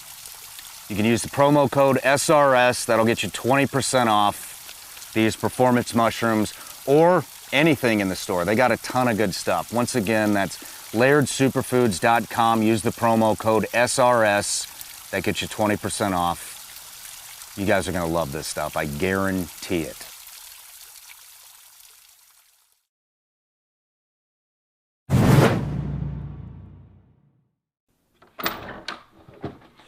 Hey guys, let me tell you about this subscription service that I've been working real hard on called Vigilance Elite Patreon. Basically on Patreon, we have it broken up into 3 different tiers. We got tier 1, tier 2, and tier 3. Let's dive in. Our tier 1 patrons get all the behind the scenes footage of the Sean Ryan Show. That could include behind the scenes photos, that could be side conversations that we have in between breaks, that could be specific questions that our patrons give us for the guest on the Sean Ryan Show, and a ton of bonus content that doesn't really fit into any specific category. For our Tier 2 patrons, they get access to our tactical training library, which consists of well over 100 videos. We've broken those videos up into separate categories, and those categories are rifle fundamentals, pistol fundamentals, drills, tactics, driving, gear and weapon setups, and everybody's favorite, mindset. Also on Tier 2, you will get a live update from me on the 1st and the 15th of every month, where we talk about the upcoming guests on the Sean Ryan Show, plus all the benefits of Tier 1.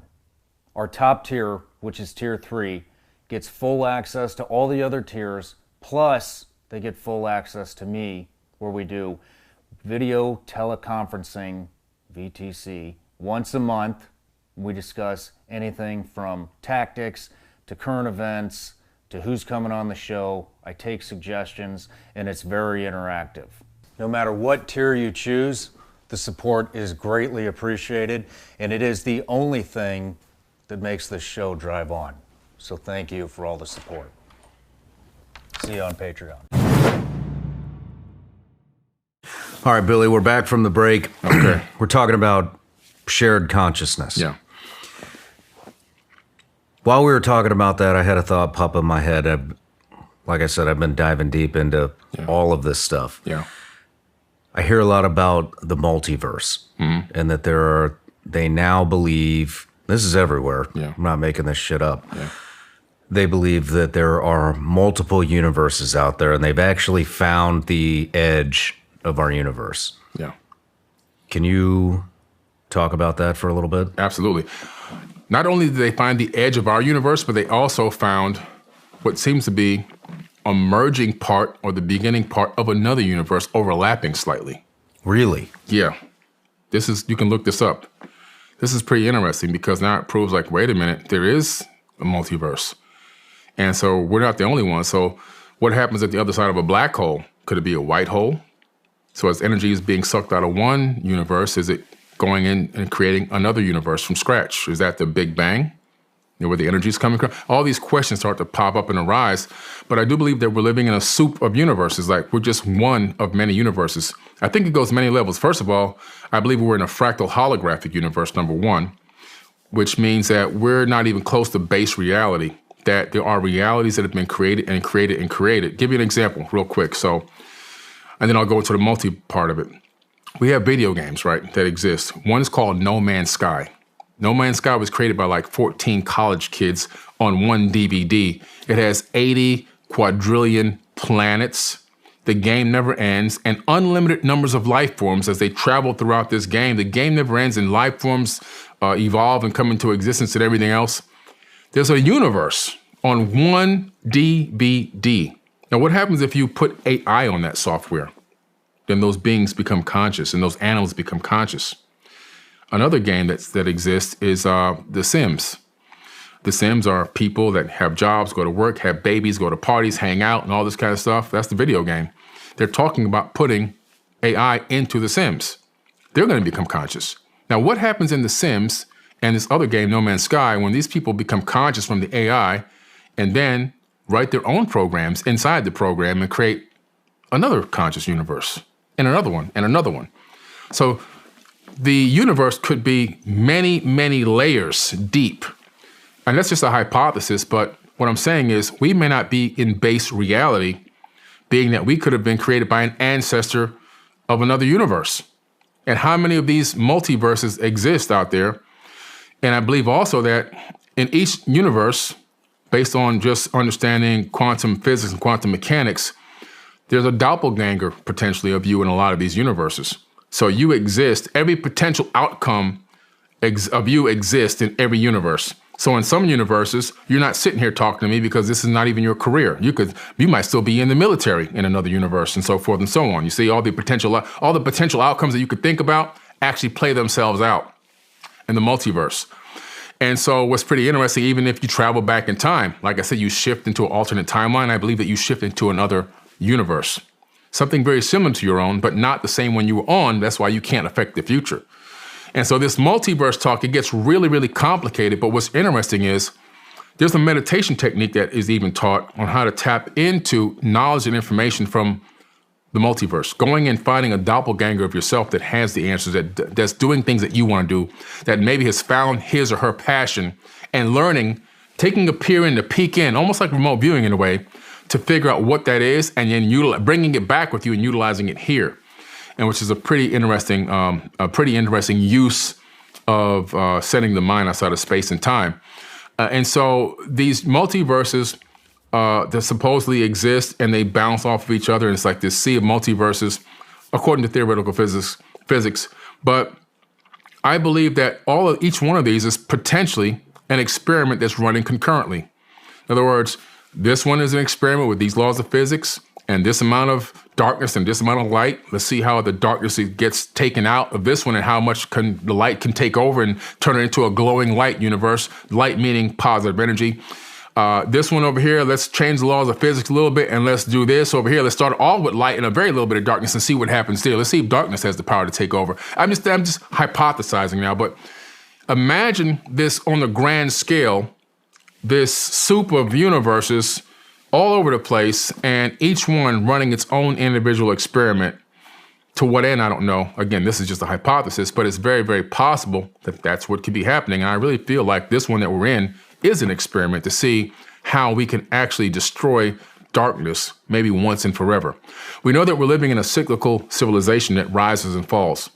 We know that based on ancient texts and tablets and ancient accounts, that there have been golden ages on this planet before, at least 4 of them. Now we're heading into the 5th age, which is the age of Aquarius, which starts in 2025. And we're heading in through the Yuga cycle, which now I believe we're in the Tetra Yuga, heading back into a Silver Age, heading back towards the Golden Age, which will take thousands of years, but we're on the right track. However, what is stopping us from staying in a Golden Age? 4 times we've had a Golden Age. How come we keep falling back down? What is stopping us from staying and maintaining the Golden Age? There's nowhere that I've ever read in any book, text, scripture, papyrus, cylinder scroll, anything that says you have to fall. It just says the cycle happens.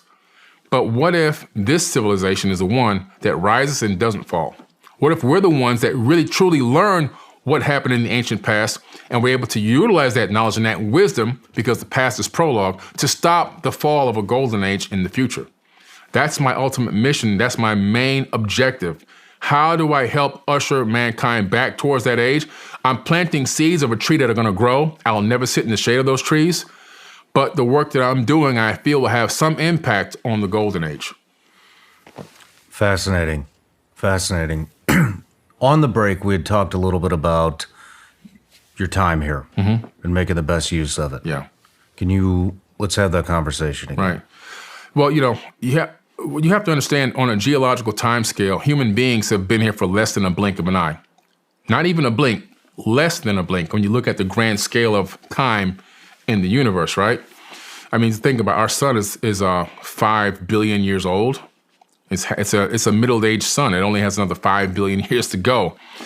But human beings have only been around for, like Homo sapien, 200,000 years. So you can't even, it's just the numbers are crazy. However, you have to understand that when I say a blink of an eye, I mean like we have got to do what we're supposed to do here in a very short period of time.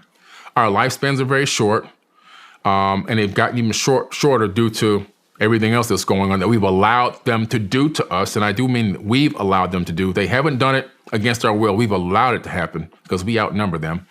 And we've got to take back control of who we are, what we are, and our true power, and realize we're here to complete a mission. And the ultimate mission that we're here to complete is to bring heaven to earth. This could be part of the experiment. How many people can we help, assist, show service to others, to love, to make sure that everyone's okay, to not allow others to be oppressed and suppressed? Since we have the numbers in our favor. How much can we help to change a global economic situation and push mankind back towards this golden age and bring out the technologies that are needed to sustain this planet in a way that's green and that everyone can prosper? We have a very limited amount of time, and I believe that this experiment resets itself. It's just like a video game. Oh, they failed this time when they got to this level. Now, okay, they only sustained for, 10,000 years, and here comes the fall again. Let's see if they can do it again. Let's see if they can sustain it next time. And this 4 times we've gone through this cycle. We have less than a blink of an eye to figure out what we're supposed to do here. And everyone thinks it's supposed to wake up, punch a clock, go to work, come home, go to sleep, and do it all over again until you die.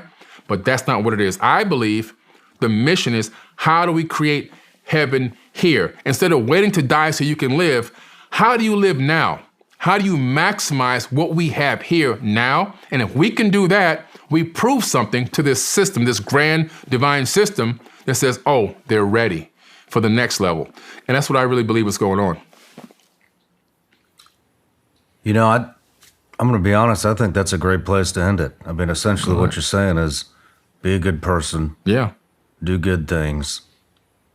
Leave this place better than you found it. That's it, man. Right on the head. And, I mean, there's no better message to end with than that, right? Yeah, that's right. Well, what do you got coming up soon? Oh, a lot going on. We just had the first annual Forbidden Conscious Awards, and it was a success. We're having the second annual Conscious Awards coming up next August 2024, and you're going to be one of the nominees. I'm claiming it right now. You're going to be one of the nominees for Podcaster of the Year. And it's an amazing event. Next year will be a 3-day weekend of incredible weekend of great things going on with great people, everybody on the same frequency.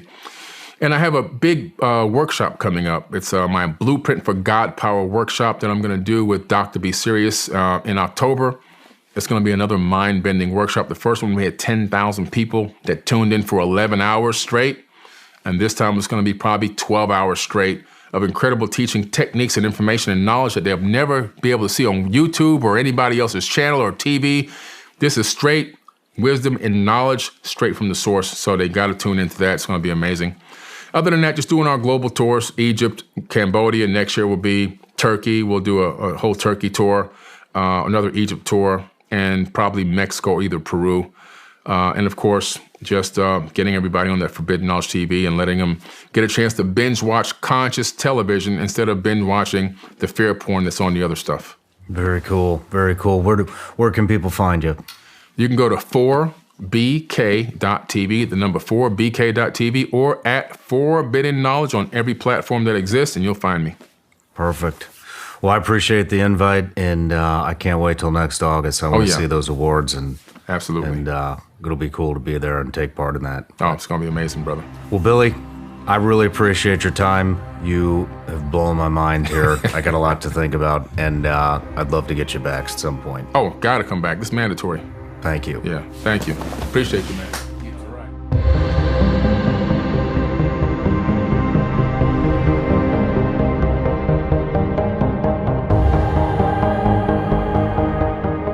Hey everybody, I'm Sean Ryan. Click here to subscribe to the Sean Ryan Show YouTube channel for the hottest and most compelling interviews that you will not see anywhere else. I've also made a playlist of all the previous SRS episodes so they're easy to find. You can find that right here.